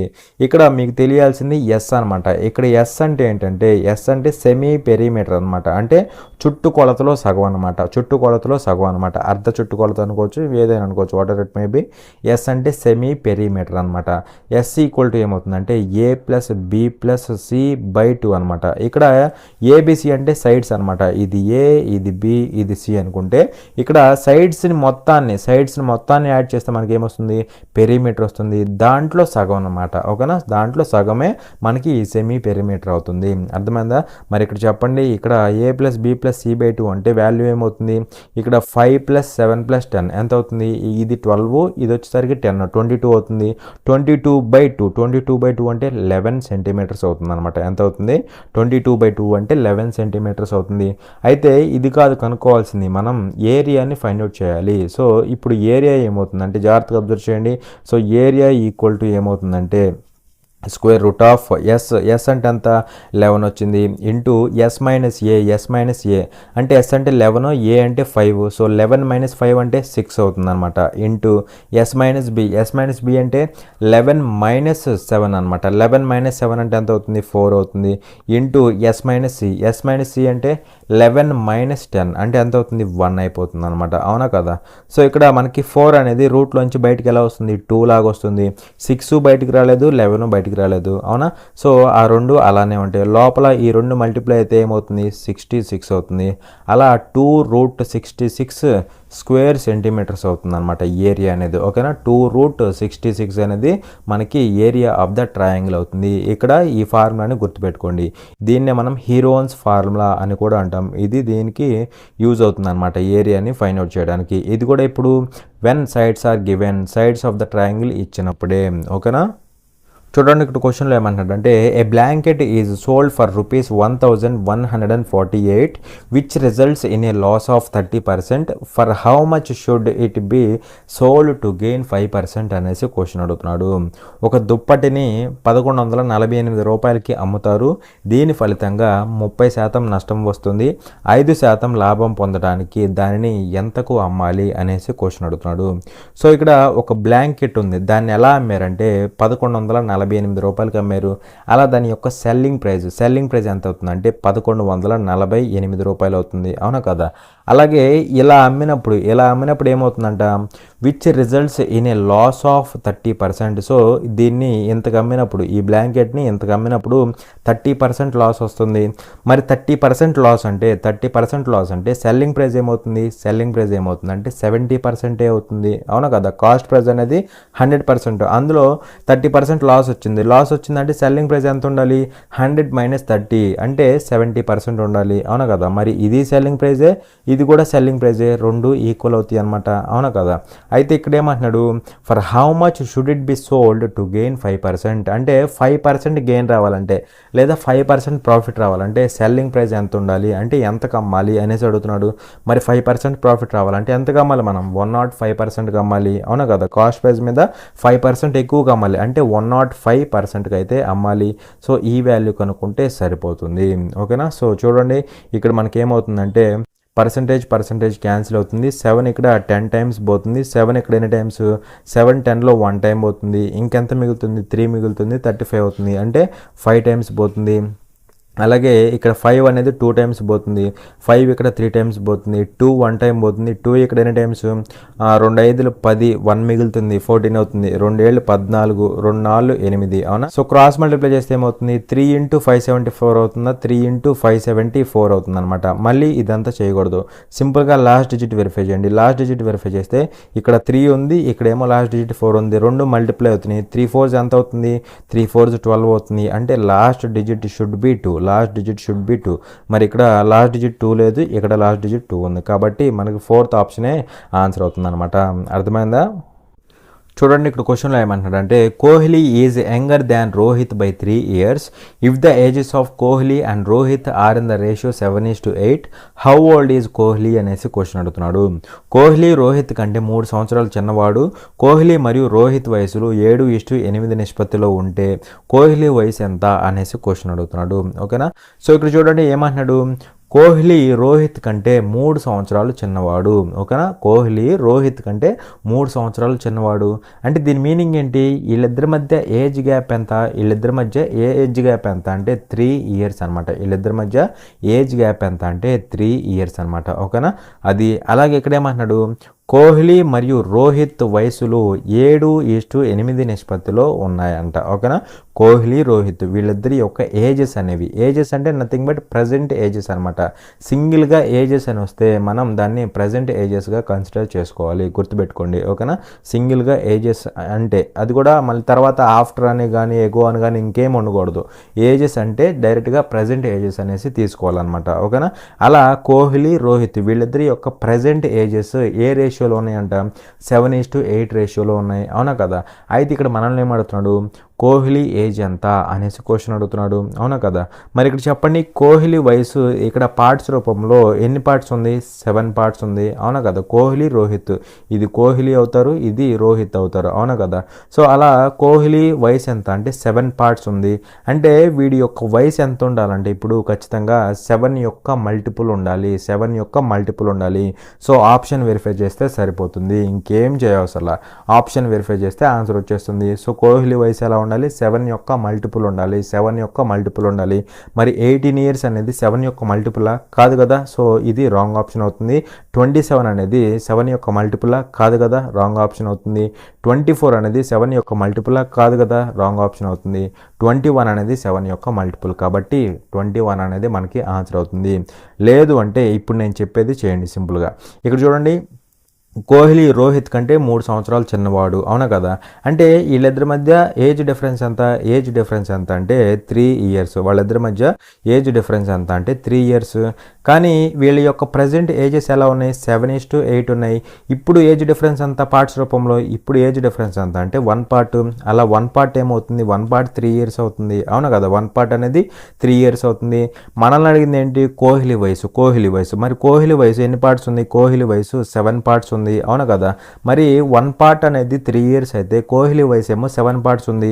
అప్పుడు ఇంటూ 3 చేయాలి కదా. 1 part అంటే 3 years, 7 parts కాబట్టి 7 into 3 అంటే 21 years అవుతుంది అనమాట. ఓకేనా. సో 21 years అనేది కోహ్లీ యొక్క ప్రజెంట్ ఏజ్ అవుతుంది. ఇలా త్రూ ఆప్షన్ వెరిఫికేషన్ వెళ్ళొచ్చు, లేదంటే ఇక్కడ డిఫరెన్స్లు తీసుకొని ఇక్కడ డిఫరెన్స్లు తీసుకుంటే అలా అయినా చేసుకోవచ్చు అనమాట. అర్థమైందా.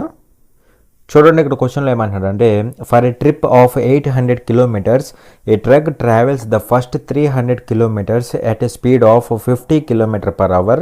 At what speed should it cover the remaining distance so that the average speed is 60 km/h అనేసి క్వశ్చన్ అడుగుతున్నాడు. 800 కిలోమీటర్ల ప్రయాణంలో ఒక ట్రక్కు మొదటి 300 కిలోమీటర్లను గంటకు 50 కిలోమీటర్ల వేగంతో ప్రయాణిస్తుంది. సగటు వేగం గంటకు 60 కిలోమీటర్లు ఉండాలి అంటే మిగిలిన దూరాన్ని ఎంత వేగంతో ప్రయాణించాలి అనేసి క్వశ్చన్ అడుగుతున్నాడు. ఓకేనా.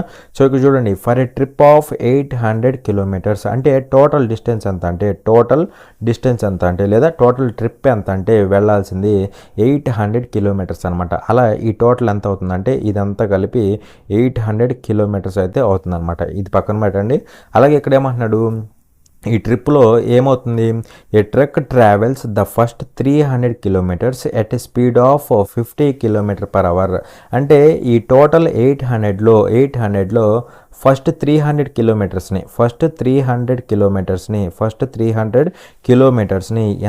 ఎంత స్పీడ్తో ట్రావెల్ చేస్తుంది ట్రక్, 50 km/h స్పీడ్తో అయితే ట్రావెల్ చేస్తుంది. ఎంత స్పీడ్తో ట్రావెల్ చేస్తుంది అంటే 50 km/h స్పీడ్తో అయితే ట్రావెల్ చేస్తుంది. అవునా కదా.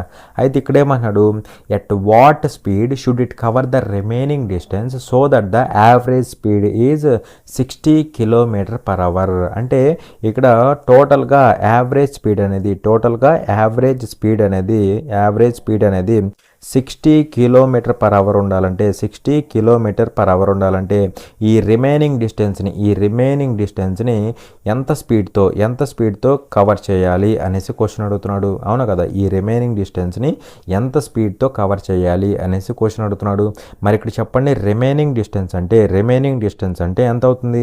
ఇక్కడ 300 అయిపోయింది, ఇంకా ఇక్కడ 500 ఉండాలి. అవునా కదా, ఎందుకంటే టోటల్ 800, అలా ఇక్కడ 500 కిలోమీటర్స్ ఉంటుంది. ఇక్కడ స్పీడ్ ఎంత కనుక్కుంటే సరిపోతుంది. మరి ఇక్కడ యావరేజ్ స్పీడ్ అంటే మనందరూ తెలుసు ఏంటి యావరేజ్ స్పీడ్ అంటే ఏంటి? Distance by time. Average speed కాబట్టి total distance by total time, total distance by total time అనమాట. Total distance by total time వేస్తే మనకి యావరేజ్ స్పీడ్ వస్తుంది అనమాట. మరి ఇక్కడ చెప్పండి, ఇక్కడ టోటల్ డిస్టెన్స్ అంటే ఎంత అవుతుంది? 800 కిలోమీటర్ అవుతుంది. అవునా కదా, టోటల్ డిస్టెన్స్ ఎంత అంటే 800 kilometres by total time. So ఇక్కడ టోటల్ టైం కదా ఈజ్ ఈక్వల్ టు ఎంత అంటే 60 కిలోమీటర్ పర్ అవర్. మరి ఇక్కడ టోటల్ టైం ఏమవుతుంది అంటే 800/60 అవుతుంది. 800/60 అవుతుంది అనమాట. సో ఇక్కడ క్యాన్సిల్ చేస్తే ఏమవుతుంది అంటే 0 0 క్యాన్సిల్, 2 ఇక్కడ 40 టైమ్స్ పోతుంది, 2 ఇక్కడ 3 టైమ్స్ పోతుంది. అలా 40/3 అవర్స్ అవుతుంది. అవునా కదా, 3 అవర్స్. అలా టోటల్ టైం అనేది 40/3 అవర్స్ అనమాట. మరి ఇక్కడ చెప్పండి, ఇక్కడ డిస్టెన్స్ ఎంత ట్రావెల్ చేసింది? డిస్టెన్స్ 300 కిలోమీటర్స్ ట్రావెల్ చేసింది. ఎంత స్పీడ్తో ట్రావెల్ చేసింది? 50 కిలోమీటర్ పర్ అవర్ స్పీడ్తో ట్రావెల్ చేసింది. అంటే ఇక్కడ కొంత టైం పడుతుంది కదా, ఆ టైం ఎంత అవుతుంది అంటే చూడండి, డిస్టెన్స్ బై స్పీడ్ అంటే ఇక్కడ టైం ఎంత అవుతుంది? 300/50 ఏమవుతుందంటే 0 0 క్యాన్సిల్ అవుతుంది, 30/5 అంటే ఎంత అవుతుంది అంటే 6 అవర్స్ అవుతుంది. అలా ఇక్కడ టైం ఎంత పట్టిందంటే 6 అవర్స్ ఆఫ్ టైం అయితే పట్టింది. అవునా కదా, అలాగే ఇక్కడ టోటల్ టైం అనేది ఎంత పట్టింది? 40/3 పట్టింది. అంటే ఇక్కడ టైం ఎంత ఉండాలి అంటే ఖచ్చితంగా చూడండి, టోటల్ టైంలోంచి ఈ 6 అవర్స్ తీసేస్తే ఇక్కడ టైం వస్తుంది. అవునా కదా, మరి ఇక్కడ టోటల్ టైం ఎంత? 40/3 కదా. సో 40/3లోంచి ఈ 6 అవర్స్ తీసేస్తే మనకి ఇక్కడ టైం వస్తుంది, రిమైనింగ్ టైం అనేది. అవునా కదా, సో 40 ఇక్కడ ఏమవుతుంది? -18 అవుతుందా? 3 క్రాస్ మల్టిప్లై అయితే -18 అవుతుంది. 40 - 18 అంటే 22 అవుతుందా? 22/3 అనమాట, 3 అవర్స్ అనమాట. అలా ఇక్కడ రిమైనింగ్ టైం ఎంత అవుతుంది అంటే 22/3 అవర్స్ ఆఫ్ టైం అయితే ఇక్కడ పడుతుంది. ఇక్కడ మనం కనుక్కోవాల్సింది ఏంటి? స్పీడ్ అంటే మరి ఎలా వస్తుంది? స్పీడ్ అంటే ఎలా వస్తుంది అంటే సింపుల్గా తెలుసు కదా మీకు, ఏంటి ఇక్కడ డిస్టెన్స్ బై టైం అనమాట. డిస్టెన్స్ బై టైం వేస్తే మనకి ఇక్కడ స్పీడ్ అయితే వస్తుంది. అర్థమైందా? సో చూడండి, మరి డిస్టెన్స్ ఎంత? 500 కిలోమీటర్స్ బై టైం ఎంత? 22/3 అవర్స్. అవునా కదా, సో క్యాన్సిల్ చేస్తే మనకి ఆన్సర్ అయితే వచ్చేస్తుంది. సో ఇక్కడ చూడండి, ఇక్కడ 2 ఇక్కడ 11 టైమ్స్ పోతుంది, 2 ఇక్కడ 250 టైమ్స్ పోతుంది. ఈ బైలో ఉన్న 3 పైకి వెళ్ళిపోయి ఏమవుతుంది? 3 ఇంటూ అవుతుంది. 3 ఇంటూ 250 అంటే 750 అవుతుందా? 750 అవుతుంది. డివైడెడ్ బైలో 11 అనమాట. అలా 750/11 అనేది మనకి ఆన్సర్ అవుతుంది. సో అలా ఇక్కడ స్పీడ్ ఎంత వచ్చిందంటే 750/11 కిలోమీటర్ పర్ అవర్ అయితే వచ్చిందనమాట. అర్థమైందా? ఇక్కడ ఈ డిస్టెన్స్ని 300 కిలోమీటర్స్ని ఇంత స్పీడ్తో ట్రావెల్ చేస్తుంది. బాగానే ఉంది. అలా టైం ఎంత పట్టింది? 6 అవర్స్ పట్టింది. మనకి ఇక్కడ యావరేజ్ స్పీడ్ ఇచ్చాడు, టోటల్ జర్నీకి యావరేజ్ స్పీడ్ ఇచ్చాడు. ఎంత ఇచ్చాడు అంటే 60 కిలోమీటర్ పర్ అవర్ ఇచ్చాడు. So total speed average speed అంటే total distance by total time taken. Total distance అంటే 800 kilometres by total time taken మనకు తెలియదు. అవునా, సో తెలియదు కాబట్టి ఏం చేసాం? ఇది అటు పట్టుకెళ్ళాం, అది ఇటు పట్టుకొచ్చాం. 60 బైలో తెచ్చుకుంటే మనకి ఏమైంది? 40/3 అవర్స్ వచ్చింది. అవునా, సో టోటల్గా జర్నీకి ఎంత పట్టాలంటే 40/3 అవర్స్ ఆఫ్ టైం అయితే పట్టాలి. అందులో 6 అవర్స్ ఇక్కడ అయిపోయినాయి. అప్పుడు రిమైనింగ్ టైం ఏమవుతుంది? రిమైనింగ్ అంటే 40/3 - 6 అవర్స్ వేస్తే మనకి 22/3 టైం అయితే పట్టింది. అవునా కదా, సో ఇక్కడ ఈ రిమైనింగ్ డిస్టెన్స్ని ఎంత స్పీడ్తో ట్రావెల్ చేయాలి అనేసి అడుగుతున్నాడు. సో రిమైనింగ్ డిస్టెన్స్ అంటే ఏమవుతుంది? 500 కిలోమీటర్స్ అవుతుంది. టోటల్ 800 కదా, సో 500ని ఎంత స్పీడ్తో ట్రావెల్ చేయాలి అంటున్నాడు. మరి టైం ఉంది, డిస్టెన్స్ ఉంది. డిస్టెన్స్ బై టైం వేస్తే మనకి ఏమవుతుంది? డైరెక్ట్గా స్పీడ్ వస్తుంది అనమాట. అవునా, సో 500/22/3 అనమాట. ఒక వేస్తే మనకి ఎంత వచ్చిందంటే 750/11 అవర్స్ కిలోమీటర్ పర్ అవర్ అయితే వచ్చిందనమాట. ఓకేనా, సో అలా 4th ఆప్షన్ అనేది మనకి ఆన్సర్ అవుతుంది. అర్థమైందా? చూడండి ఇక్కడ క్వశ్చన్లో ఏమంటాడు అంటే if two angles of a triangle measure 60 degrees 80 degrees respectively then the measure of the third angle of this triangle is అనేసి క్వశ్చన్ అడుగుతున్నాడు. ఒక త్రిభుజం యొక్క రెండు కోణాలు వరుసగా 60 degrees మరియు 80 degrees అయితే ఈ త్రిభుజం యొక్క మూడవ కోణం ఎంత అనేసి అడుగుతున్నాడు. సో ఇక్కడ ఒక ట్రయాంగిల్ ఉంది, ఆ ట్రయాంగిల్లో టూ యాంగిల్స్ ఇచ్చాడు, 60 degrees 80 degrees. డైరెక్ట్ క్వశ్చన్ అనమాట, ఎంతకంటే ఈజీ క్వశ్చన్ ఎక్కడా ఉండదు నాకు తెలిసి, ఓకేనా. సో ఆ ట్రయాంగిల్లో టూ యాంగిల్స్ అయితే ఇచ్చాడు, మనల్ని ఏం కనుక్కోమంటున్నాడు, థర్డ్ యాంగిల్ ఎంత అంటున్నాడు. మరి some of the angles in a triangle ఎంత అవ్వాలి, 180 అవ్వాలి. ఆల్రెడీ ఇక్కడ ఎంత వచ్చింది మనకి, ఎంత వచ్చిందంటే 60 + 80 140 వచ్చింది. అప్పుడు థర్డ్ యాంగిల్ ఎంత అవ్వాలి, 40 degrees అవ్వాలి, ఎందుకంటే ఈ మూడింటిని కలిపితే మనకి 180 రావాలి. సో అలా మనకి థర్డ్ యాంగిల్ ఏదైతే ఉంటుందో అది ఎంత అవుతుందంటే 40 degrees అయితే అవుతుంది అనమాట. ఎందుకంటే డైరెక్ట్ క్వశ్చన్ ఎక్కడ ఉండదు అనమాట, ఓకేనా. చూడండి ఇక్కడ క్వశ్చన్లో ఏమంటాడంటే the price of an article is increased by 20% and then 2 successive discounts of 5% each are allowed. The selling price of the article is what % above its cost price అంటున్నాడు. ఒక ఆర్టికల్ ధర 20% పెంచబడి ఆపై వరుసగా 5% తగ్గింపులు అనుమతించబడతాయి. ఆర్టికల్ యొక్క అమ్మకపు ధర దాని కొన్న ధర కంటే ఎంత శాతం ఎక్కువగా ఉంటుంది అనేసి క్వశ్చన్ అడుగుతున్నాడు, ఓకేనా. సింపుల్ క్వశ్చనే, జాగ్రత్తగా అబ్జర్వ్ చేయండి. ఇక్కడ ఒక ఆర్టికల్ ఉంది, ఫస్ట్ దాని యొక్క ప్రైజ్ని ఇంక్రీజ్ చేశారు. ఎంత ఇంక్రీజ్ చేశారంటే 20% ఇంక్రీజ్ చేశారు, అవునా కదా. 20% అయితే ఇంక్రీజ్ చేశారు అనమాట, అవునా కదా. 20% ఇంక్రీజ్ చేశారు ప్రైజ్ని. ఆ ప్రైజ్ని ఇంక్రీజ్ చేసిన తర్వాత ఏమవుతుంది, and then 2 successive discounts of 5% each are allowed. So ఇలా ఫస్ట్లో ప్రైజ్ని 20% ఇంక్రీజ్ చేసిన తర్వాత 2 సక్సెసివ్ డిస్కౌంట్స్ వస్తున్నాయి. అవి కూడా ఎలా అంటే 5% అనమాట. అంటే ఫస్ట్ 5% డిస్కౌంట్ వచ్చింది, ఇంక్రీజ్ అయిన దాని మీద ఫస్ట్ 5% డిస్కౌంట్ వచ్చింది, ఆ డిస్కౌంట్ మీద మళ్ళీ 5% డిస్కౌంట్ అయితే వస్తుందన్నమాట. అర్థమైందా. ఫస్ట్ ప్రైస్ అనేది 20% ఇంక్రీజ్ అయింది, దాని మీద 2 సక్సెసివ్ డిస్కౌంట్స్ వచ్చినాయి. ఒకటి ఏంటంటే 5%, ఇంకోటి కూడా 5% అనమాట, 5% ఈచ్ కదా. సో ఇలా అయితే డిస్కౌంట్స్ అయితే వచ్చినాయి అనమాట. అయితే ఇక్కడ క్వశ్చన్లో ఏమడుతున్నాడు, the selling price of the article is what % above its cost price. అంటే సెల్లింగ్ ప్రైస్ అనేది కాస్ట్ ప్రైస్ కంటే ఎంత % ఎక్కువ ఉంటుంది అనేసి క్వశ్చన్ అడుగుతున్నాడు, అవునా కదా. సో ఇప్పుడు జాగ్రత్తగా అబ్జర్వ్ చేయండి. దీన్ని మనం రేషియోస్లో చేయబోతున్నాం. ఎలాగంటే చూడండి, 20% అంటే ఫ్రాక్షన్లో ఏమవుతుంది, 1/5 అవుతుంది, అవునా కదా. ఇంక్రీజ్ కాబట్టి ప్లస్ అనమాట. అంటే వాల్యూ అనేది 5 ఉండాల్సింది, ఎంత అవుతుంది, 1 ఇంక్రీజ్ అవుతుంది అంటే 6 అవుతుంది.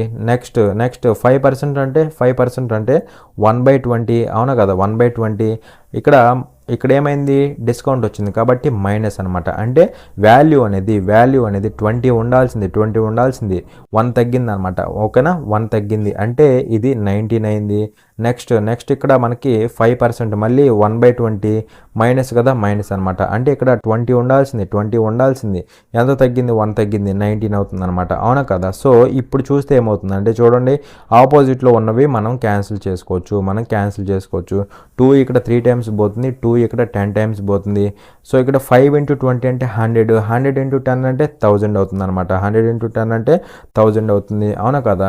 సో ఇక్కడ చూడండి, 3 × 19 × 19 స్క్వేర్ అంటే ఎంత అవుతుంది, 361 అవుతుందా. 361 × 3 అనమాట, ఓకేనా. సో ఏమవుతుంది, 3 1s 3, 3 6 18, 1 క్యారీ, 3 3s 9, 1 అనమాట. సో 1083 అవుతుంది, ఓకేనా. 1083 అవుతుంది అనమాట. సో సింపుల్గా ఇది కాస్ట్ ప్రైస్ అవుతుంది, ఇది సెల్లింగ్ ప్రైస్ అయిపోతుంది అనమాట. ఇది కాస్ట్ ప్రైస్, ఇది సెల్లింగ్ ప్రైస్. ఇంకా డైరెక్ట్గా చూసుకోండి, ఇక్కడ ఏమంటున్నాడు, సెల్లింగ్ ప్రైస్ అనేది కాస్ట్ ప్రైస్ కంటే ఎంత % ఎక్కువ అంటున్నాడు. మరి ఇక్కడ సెల్లింగ్ ప్రైస్ అనేది 1083 పార్ట్స్ ఉంది, కాస్ట్ ప్రైస్ ఏమో 1000 పార్ట్స్ ఉంది. అంటే ఇక్కడ కాస్ట్ ప్రైస్తో పోలిస్తే సెల్లింగ్ ప్రైస్ ఎంత ఎక్కువ ఉంది, కాస్ట్ ప్రైస్తో పోలిస్తే సెల్లింగ్ ప్రైస్ ఎంత ఎక్కువ ఉంది, 83 పార్ట్స్ ఎక్కువ ఉంది. ఎంత మీద, 1000 మీద 83 ఎక్కువ ఉంది. సో 1000 మీద కాబట్టి బై 1000. మనల్ని అడుగుతుంది ఏంటి, పర్సంటేజ్లో కదా అడుగుతుంది. సో పర్సంటేజ్లో కాబట్టి ఇంటూ 100 చేస్తే సరిపోతుంది. మరి ఇక్కడ చూడండి, ఇక్కడ చూస్తే 1 minute, ఇక్కడ చూస్తే మనకి 0000 గెట్ క్యాన్సిల్డ్. 83/10 అంటే ఎంత అవుతుంది, 8.3 అవుతుంది అనమాట. అలా 8.3% అయితే ఎక్కువ ఉంటుంది అనమాట, ఓకేనా. సో అలా మనకి 8.3% అనేది ఆన్సర్ అవుతుంది. అర్థమైందా. సింపుల్గా రేషియోస్ కట్టేస్తే మనకి డైరెక్ట్గా ఆన్సర్స్ అయితే వస్తాయి అనమాట. చూడండి ఇక్కడ క్వశ్చన్లో ఏమంటున్నాడంటే find the quadratic equation that has 1+√3 as one of it's roots అనేసి క్వశ్చన్ అడుగుతున్నాడు. 1+√3ని మూలాలలో ఒకటిగా కలిగిన వర్గ సమీకరణాన్ని కనుగొనండి అనేసి క్వశ్చన్ అడుగుతున్నాడు. సో ఇక్కడ మనకి ఇచ్చిన వాల్యూ ఏంటంటే 1+√3 అవునా కదా. 1+√3 అనేది మనకి ఇచ్చిన వాల్యూ. అయితే ఈ వాల్యూని రూట్గా కలిగి ఉన్న క్వాడ్రాటిక్ ఈక్వేషన్ ఏమవుతుంది అనేసి క్వశ్చన్ అడుగుతున్నాడు. ఓకేనా. ఈ వాల్యూని రూట్గా కలిగిన అంటే మూలంగా కలిగిన క్వాడ్రాటిక్ ఈక్వేషన్ ఏమవుతుంది అనేసి క్వశ్చన్ అడుగుతున్నాడు. మరి ఇక్కడ చెప్పండి, ఇది రూట్ అంటే మీనింగ్ ఏంటి? ఎక్స్ యొక్క వాల్యూ అనమాట. ఎక్స్ యొక్క వాల్యూ, ఆ వాల్యూ కూడా ఎలా ఉంటుంది, ఈక్వేషన్లో పెడితే సాటిస్ఫై చేస్తుంది అలాంటి వాల్యూ అనమాట ఇది. ఓకేనా. ఇక్కడ ఎక్స్ యొక్క వాల్యూవే ఎందుకు అనుకున్నాం, ఎందుకంటే ఇవన్నీ కూడా క్వాడ్రాటిక్ ఈక్వేషన్ ఇన్ ఎక్స్ అనమాట. అంటే ఎక్స్లో క్వాడ్రాటిక్ ఈక్వేషన్స్ కాబట్టి ఎక్స్ యొక్క వాల్యూ అనేది రూట్ అవుతుంది అనమాట. ఓకేనా.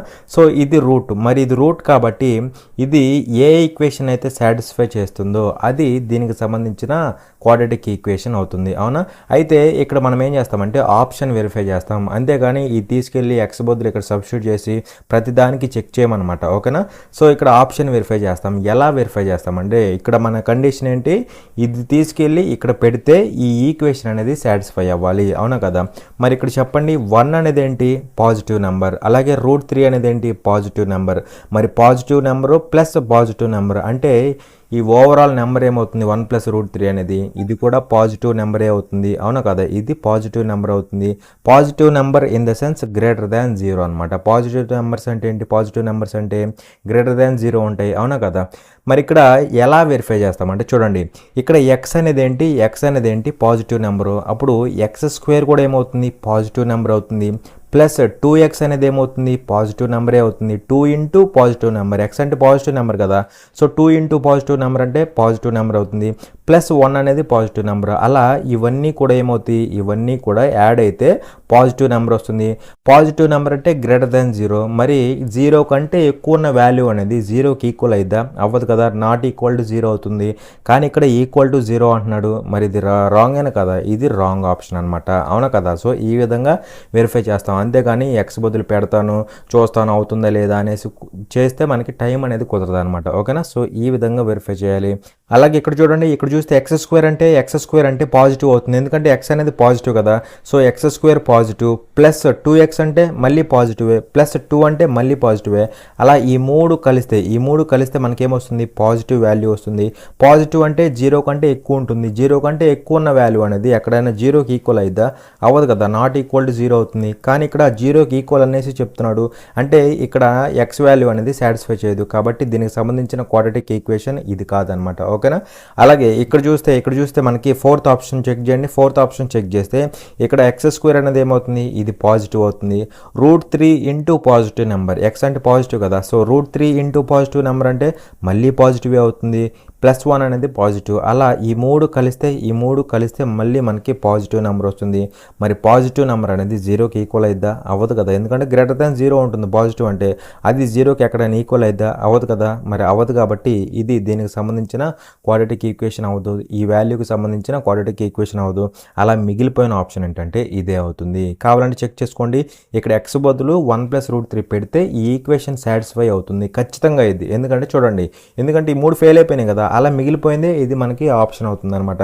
కావాలంటే చెక్ చేసుకోండి. ఇక్కడ x² అంటే ఏమవుతుంది, 1+√3 హోల్ స్క్వేర్ అవుతుందా, 1+√3 హోల్ స్క్వేర్ అవుతుంది. -2 ఇంటూ ఎక్స్ అంటే 1+√3 అవుతుంది. -2 కదా, -2 పెడితే ఈక్వల్ టు 0 రావాలి, అంతేగాని మనం 0 తీసుకోకూడదు. ఓకేనా. సో ఇక్కడ ఈ థర్డ్ ఆప్షన్లో పెట్టాలి. సో ఇక్కడ ఏమవుతుంది, 1+√3 హోల్ స్క్వేర్ అంటే ఏమవుతుంది, 1² అంటే 1 ప్లస్ √3 హోల్ స్క్వేర్ అంటే 3 అవుతుంది. అలాగే 2 ఇంటూ 1 ఇంటూ √3 అంటే 2√3 అవుతుంది. 2√3 లోపలికి మల్టిప్లై చేస్తే -2 -2√3 అవునా కదా, -2 అనమాట. సో ఇక్కడ క్యాన్సిల్ అయితే ఏమవుతుందండి చూడండి, 2√3 -2√3. అలాగే ఇక్కడ ఏమవుతుంది 1 3 4 అవుతుంది కదా, ఈ రెండు 4 అవుతాయి. అలాగే ఇక్కడ -4 అవుతాయి కదా, ఈ రెండు -4 అవుతాయి. +4 -4 క్యాన్సిల్ అయిపోతాయి. అలా మొత్తం క్యాన్సిల్ అయిపోయి =0 వచ్చింది.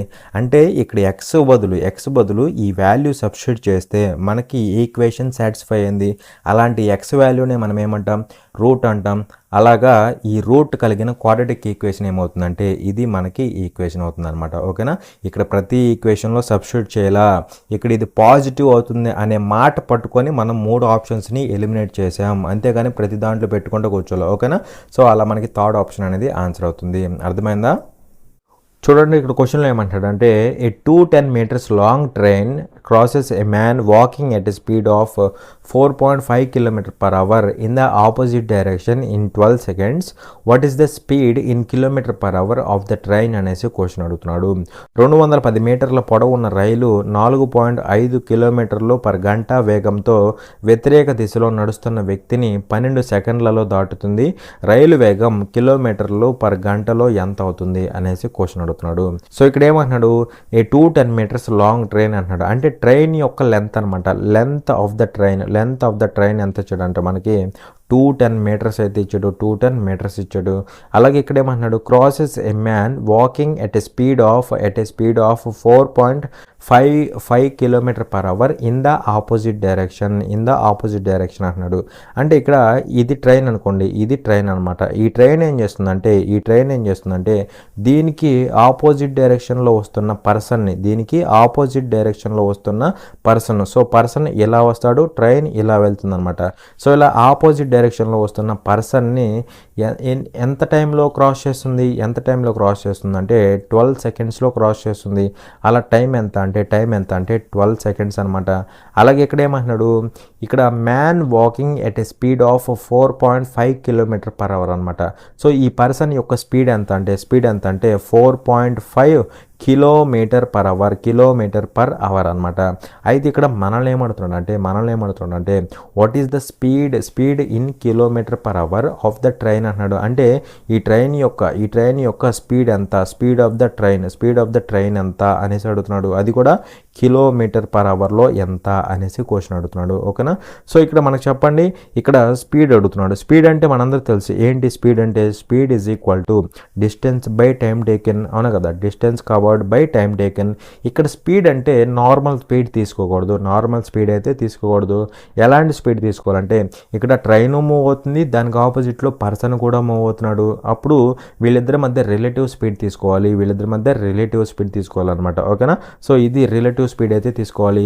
మరి ఇక్కడ రిలేటివ్ స్పీడ్ అంటే ఏంటంటే చూడండి, ఎప్పుడైనా గుర్తుపెట్టుకోండి, ఇక్కడ రిలేటివ్ స్పీడ్ అంటే ఆపోజిట్ డైరెక్షన్లో వస్తే యాడ్ చేయాలి. అలాగే సేమ్ డైరెక్షన్లో వెళ్తే సబ్ట్రాక్ట్ చేయాలి. ఆపోజిట్లో వెళ్తే యాడ్ చేయాలి. ఎందుకంటే ఫర్ ఎగ్జాంపుల్ ఇప్పుడు 2 ట్రైన్స్ ఆపోజిట్గా వచ్చినాయి అనుకోండి, అప్పుడు స్పీడ్ ఎలా ఉంటుంది, ఎక్కువగా ఉంటుంది. అదే 2 సేమ్ డైరెక్షన్లో వెళ్తే స్పీడ్ అనేది స్లోగా వెళ్తున్నట్టు మనకు అనిపించింది అనమాట. అదే ఆపోజిట్గా వస్తే బాగా స్పీడ్గా వెళ్తున్నట్టు అనిపించింది. అలా ఆపోజిట్లో వస్తే యాడ్ చేయాలి. అలాగే సేమ్ డైరెక్షన్లో వెళ్తే సబ్ట్రాక్ట్ చేయాలన్నమాట. ఓకేనా, మరి వీళ్ళిద్దరూ ఆపోజిట్లో వస్తున్నారు కాబట్టి ఏం చేయాలి, ఆపోజిట్లో వస్తే యాడ్ చేయాలి. అలా రిలేటివ్ స్పీడ్ ఏమవుతుందంటే ఆ ఇద్దరి యొక్క టోటల్ స్పీడ్కి ఈక్వల్ అవుతుంది. అంటే వాళ్ళిద్దరి యొక్క సమ్కి ఈక్వల్ అవుతుంది అనమాట. యాడ్ చేయాలి కదా. So speed of the train plus speed of the person ఎంత అంటే 4.5 km/h. ఇదంతా కూడా km/hలో ఉంటుంది. సో ఇక్కడ డిస్టెన్స్ ఏమవుతుంది అంటే చూడండి, ఇక్కడ ఎప్పుడైనా గుర్తుపెట్టుకోండి, ఒక పర్సన్ని కానీ లేదా ఒక పోల్ని కానీ ఒక ట్రైన్ అనేది క్రాస్ చేయాలంటే ఈ ట్రైన్ యొక్క లెంత్ ఎంత ఉందో అంత డిస్టెన్స్ని ట్రావెల్ చేయాలి. అలా ఇక్కడ పర్సన్ని కదా క్రాస్ చేస్తుంది, అవునా కదా, పర్సన్ని క్రాస్ చేస్తుంది. కాబట్టి వీడిని క్రాస్ చేయాలంటే ఎంత డిస్టెన్స్ ట్రావెల్ చేయాలంటే ఈ ట్రైన్ యొక్క లెంత్ ఎంత ఉందో అంత డిస్టెన్స్ని ట్రావెల్ చేయాలి. అంటే 210 metersని ట్రావెల్ చేయాలి. అలా డిస్టెన్స్ ఏమవుతుంది అంటే 210 meters అవుతుంది. అలా ఒకవేళ ఇక్కడ పర్సన్ కాకుండా ఏదన్నా బ్రిడ్జ్ కానీ లేదా ప్లాట్ఫామ్ కానీ అంటే లైక్ లెంత్ ఉన్నవి ఏమన్నా ఉంటే అప్పుడు ట్రావెల్ చేయాల్సిన డిస్టెన్స్ ఏమవుతుందంటే ఈ లెంత్ను కూడా యాడ్ చేస్తాం. బట్ పర్సన్ అన్నా లేదా పోల్ అన్నా వాటికి లెంత్ ఉంటాయా? లెంత్ ఉండవు. హైట్ ఉంటుంది కానీ లెంత్ అనేది నెగ్లిజిబుల్ ఉంటుంది. కాబట్టి ఇక్కడ లెంత్ని మనం కన్సిడర్ చేయము. ఒకవేళ ఏదైనా బ్రిడ్జ్ కానీ టన్నెల్ కానీ వస్తే ఈ ట్రైన్ లెంత్కి ఆ బ్రిడ్జ్ యొక్క లెంత్ కానీ టన్నెల్ యొక్క లెంత్ కానీ యాడ్ చేస్తామన్నమాట. సో యాడ్ చేస్తే అది టోటల్ డిస్టెన్స్ అవుతుంది. బట్ ఇక్కడ పర్సన్కి లెంత్ ఉండదు కాబట్టి ట్రైన్ యొక్క లెంత్ ఏదైతే ఉంటుందో అదే మనం డిస్టెన్స్గా కన్సిడర్ చేస్తాం. ఓకేనా? సో అది main point. By time taken 12 seconds అనమాట. అవునా కదా?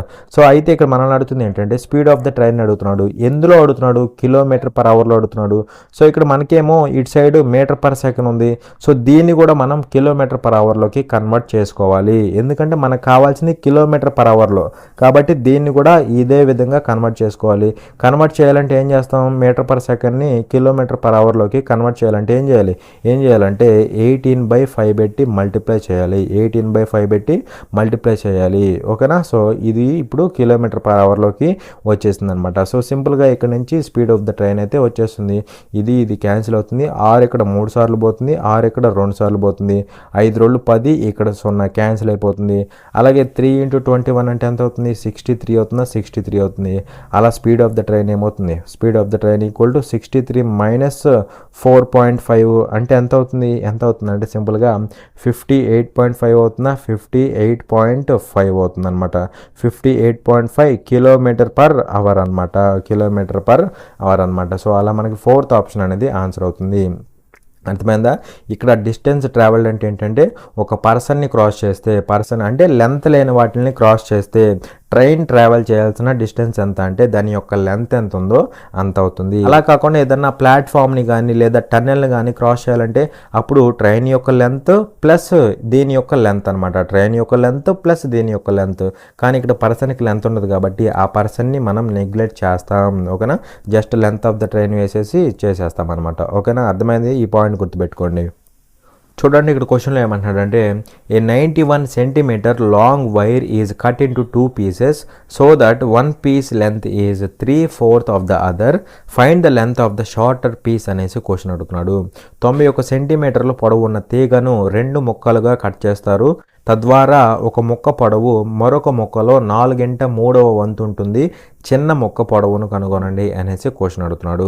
సో ఇక్కడ ఏమంటున్నాడు? ఏ 91 సెంటీమీటర్స్ లాంగ్ వైర్ అంటున్నాడు. సో ఇక్కడ లాంగ్ వైర్ ఒకటి ఉందన్నమాట. ఇదిగోండి, సే ఫర్ ఎగ్జాంపుల్ ఇది లాంగ్ వైర్ అనుకుంటే దీని యొక్క లెంత్ ఎంత అంటే 91 సెంటీమీటర్స్ ఇచ్చాడు.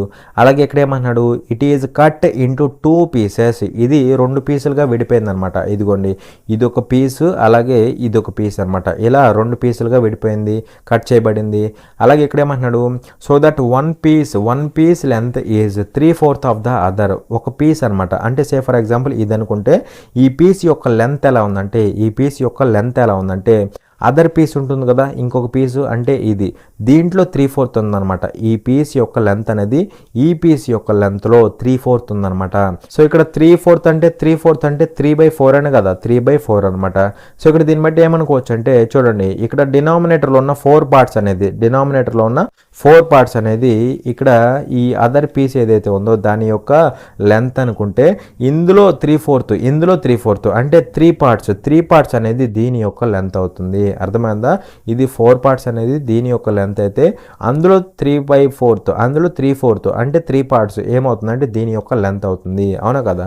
సో అలా ఇది 4 పార్ట్స్ లెంత్ ఉంటే ఇది 3 పార్ట్స్ లెంత్ ఉంటుంది. అర్థమైందా? మరి ఇక్కడ టోటల్ లెంత్ అంటే ఎంత? 91 సెంటీమీటర్స్. కానీ ఇక్కడ టోటల్ లెంత్ అంటే 3 పార్ట్స్ 4 పార్ట్స్ టోటల్ 7 పార్ట్స్. అవునా కదా? So 7 parts equal to 91 centimetres. మనల్ని ఏమడుతున్నాడు? Find the length of the shorter piece అంటున్నాడు. సో ఈ రెండిట్లో చిన్న పీస్ లెంత్ ఎంత అంటున్నాడు. చిన్న పీస్ అంటే 3 పార్ట్స్ అనే కదా.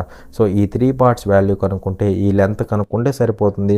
సో ఇక్కడ చూస్తే మనకి ఇది క్యాన్సిల్ అవుతుంది. 7 1 టైము, 7 ఇక్కడ 9లో 1 టైం పోతుంది, 2 మిగులుతుంది, 21 అవుతుంది. అంటే 3 టైమ్స్ పోతుంది. 3 × 13 అంటే ఎంత అవుతుంది అంటే 39 సెంటీమీటర్స్ అవుతుంది అనమాట. ఓకేనా? సో 39 సెంటీమీటర్స్ అనేది మనకి ఆన్సర్ అవుతుంది. అర్థమైందా? చూడండి ఇక్కడ క్వశ్చన్లో ఏమంటున్నాడంటే the following chart shows the percentage of expenditure of mister Kumar on various heads in a month. The total monthly expenditure of the house is ₹1,12,000 ₹1,12,000 only. Study the chart and answer the question అంటున్నాడు. కింది chart mister Kumar ఒక నెలలో వివిధ పనులకు చేసిన ఖర్చు శాతాన్ని చూపిస్తుంది. ఇంటి యొక్క మొత్తం నెలవారీ ఖర్చు ₹1,12,000. చార్ట్ను అధ్యయనం చేసి ప్రశ్నకు సమాధానం ఇవ్వండి అనేసి మనకి కొంత డేటా అయితే ఇచ్చాడనమాట. ఈ డేటా ఏంటంటే 1 మంత్లో ఒక మంత్లో మిస్టర్ కుమార్ అనేవాడు ఎలా ఖర్చు పెడుతున్నాడు అంటే వేటికి ఖర్చు పెడుతున్నాడు, ఎలా ఖర్చు పెడుతున్నాడు అనే దాని గురించి చెప్తున్నాడు అనమాట. ఓకేనా. సో చూడండి ఇక్కడ ఇది 1 మంత్కి సంబంధించిన డేటా అనమాట. ఇది 1 మంత్కి సంబంధించిన టోటల్ డేటా అనమాట. అవునా. అయితే ఇక్కడ లాండ్రీకి సంబంధించి 9% ఖర్చు పెడుతున్నాడు 1 మంత్లో. అలాగే పెట్రోల్కి సంబంధించి 35% ఖర్చు పెడుతున్నాడు. అలాగే ఫుడ్కి సంబంధించి 14%, వాటర్కి సంబంధించి 12%, అదర్కి సంబంధించి 8%, ఎలక్ట్రిసిటీకి సంబంధించి 22%. అలా 1 మంత్లో ఈ విధంగా అయితే ఖర్చు పెడుతున్నాడు అనమాట. ఎక్స్పెండిచర్ అనేది ఉంటుందన్నమాట. అవునా. అలాగే ఇక్కడ ఏమంటున్నాడు total monthly expenditure of the house is ₹1,12,000 అనమాట. అంటే టోటల్ 1 మంత్లో టోటల్ ఎక్స్పెండిచర్ ఎంత అంటే ₹1,12,000. టోటల్ ఎక్స్పెండిచర్ ఎంత ₹1,12,000 అనమాట. అవునా. కానీ ఇక్కడ పర్సంటేజ్ ప్రకారం చూస్తే టోటల్ ఎక్స్పెండిచర్ అంటే ఈ మొత్తమేనా కాదా. పర్సంటేజ్ ప్రకారం చూస్తే టోటల్ ఎక్స్పెండిచర్ అంటే ఈ మొత్తం అంటే మొత్తాన్ని యాడ్ చేస్తే మనకి ఎంత అవుతుందంటే 100% అవుతుంది. అలా పర్సంటేజ్ రూపంలో టోటల్ ఎక్స్పెండిచర్ ఎంత అంటే 100%, మనీ రూపంలో టోటల్ ఎక్స్పెండిచర్ ఎంత అంటే ₹1,12,000. అలా ఈ రెండు ఈక్వల్ అవుతాయి. అవునా కదా. అయితే ఇక్కడ మనల్ని ఏమడుతుండ అంటే క్వశ్చన్లో చూడండి, what is the total expenditure of mister Kumar on petrol and water taken together during this month. అంటే ఇక్కడ ఈ మంత్లో కుమార్ అనేవాడు పెట్రోల్కి అలాగే వాటర్కి కలిపి ఎంత ఖర్చు పెట్టాడు అనేసి అడుగుతున్నాడు. సో ఇక్కడ పెట్రోల్కి చూస్తే 35% ఖర్చు పెట్టాడు, వాటర్కి చూస్తే 12% ఖర్చు పెట్టాడు.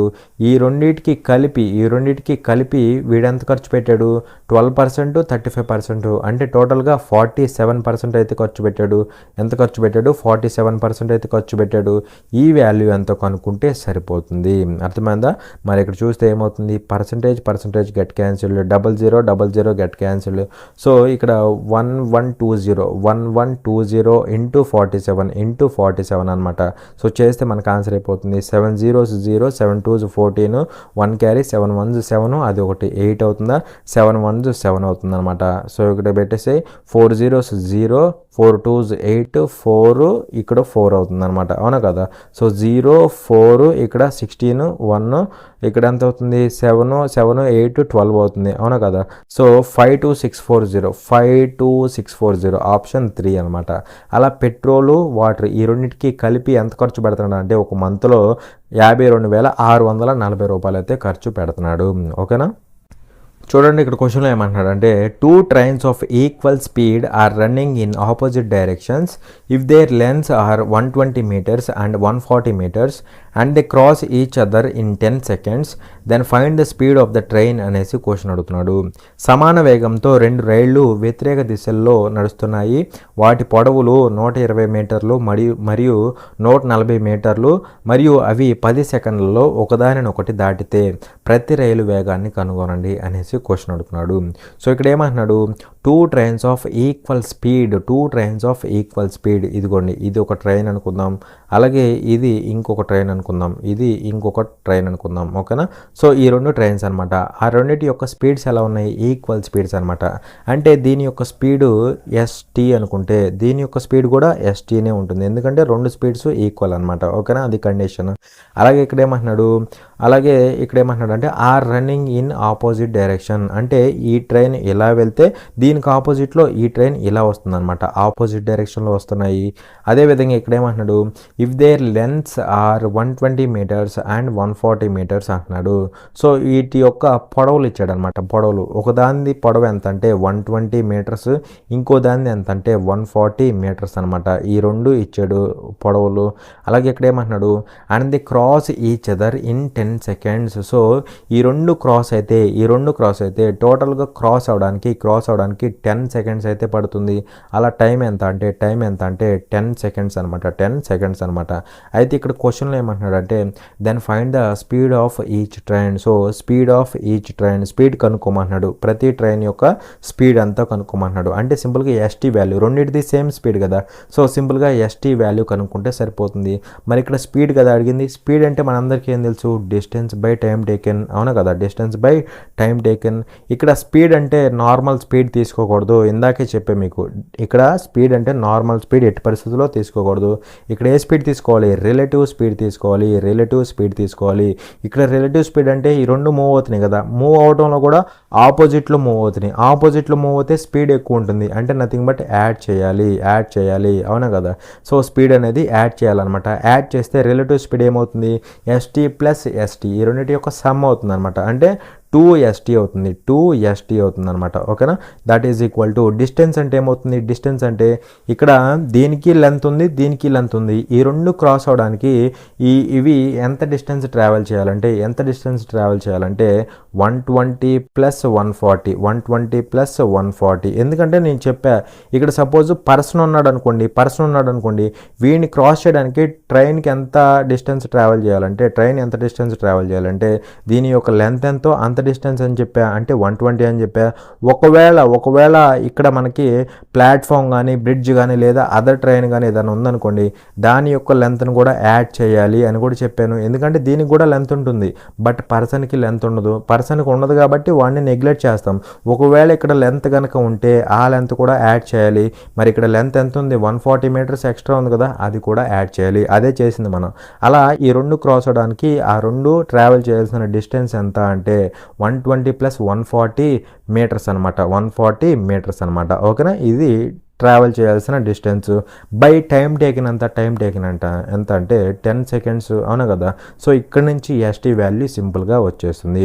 సో ఇక్కడ వాల్యూ ఏమవుతుందో చెప్పండి నాకు, ఏమవుతుందంటే 120 ప్లస్ 140 అంటే ఎంత అవుతుంది, 260 అవుతుందా, 260 బై 10 అంటే 26 అవుతుంది, 26 మీటర్ పర్ సెకండ్ అవుతుంది. కానీ ఇక్కడ మనకి కావాల్సింది ST కాదు, సో 2 1 టైం పోతుంది, 2 ఇక్కడ 13 టైమ్స్ పోతుంది. అలా మనకి ఎస్టీ వాల్యూ ఏమవుతుంది అంటే speed of the train value ఏమవుతుంది అంటే 13 మీటర్ పర్ సెకండ్ అవుతుంది, 13 మీటర్ పర్ సెకండ్ అనేది మనకి ఆన్సర్ అవుతుంది అనమాట, ఓకేనా. సో సింపుల్గా ఈ విధంగా క్యాలిక్యులేట్ చేయాలి. ఇక్కడ ఏంటంటే ఇక్కడ ఈ ట్రైన్ కూడా లెంత్ ఉంది కాబట్టి ట్రావెల్ చేయాల్సిన డిస్టెన్స్ ఏంటి, ఈ రెండింటి యొక్క టోటల్ లెంత్ తీసుకోవాలి, ఈ రెండు క్రాస్ అయిపోవాలి కాబట్టి ఎంత డిస్టెన్స్ ట్రావెల్ చేయాలంటే ఈ రెండింటి యొక్క టోటల్ లెంత్ ఎంతో అంత డిస్టెన్స్ ట్రావెల్ చేయాలి. ఒకవేళ పర్సన్ ఉంటే వాడికి డిస్టెన్స్ కాదు, లెంత్ ఉండదు కాబట్టి ఈ ట్రైన్ యొక్క లెంత్ ఎంత ఉందో అది వేస్తే సరిపోతుంది. ఏదైనా ఎక్స్ట్రాగా లెంత్ వస్తే అది కూడా యాడ్ చేయాలి, అది గుర్తుపెట్టుకోండి, ఓకేనా. సో ఇది గుర్తుపెట్టుకోండి, మీకు సింపుల్గా ఆన్సర్స్ అయితే వస్తాయన్నమాట. సో ఇంతవరకు కాన్సెప్ట్ అనేది క్లియర్ అనుకుంటున్నాను. For more such free videos, subscribe to our channel, like, share and comment. Thanks for watching. Jai Hind.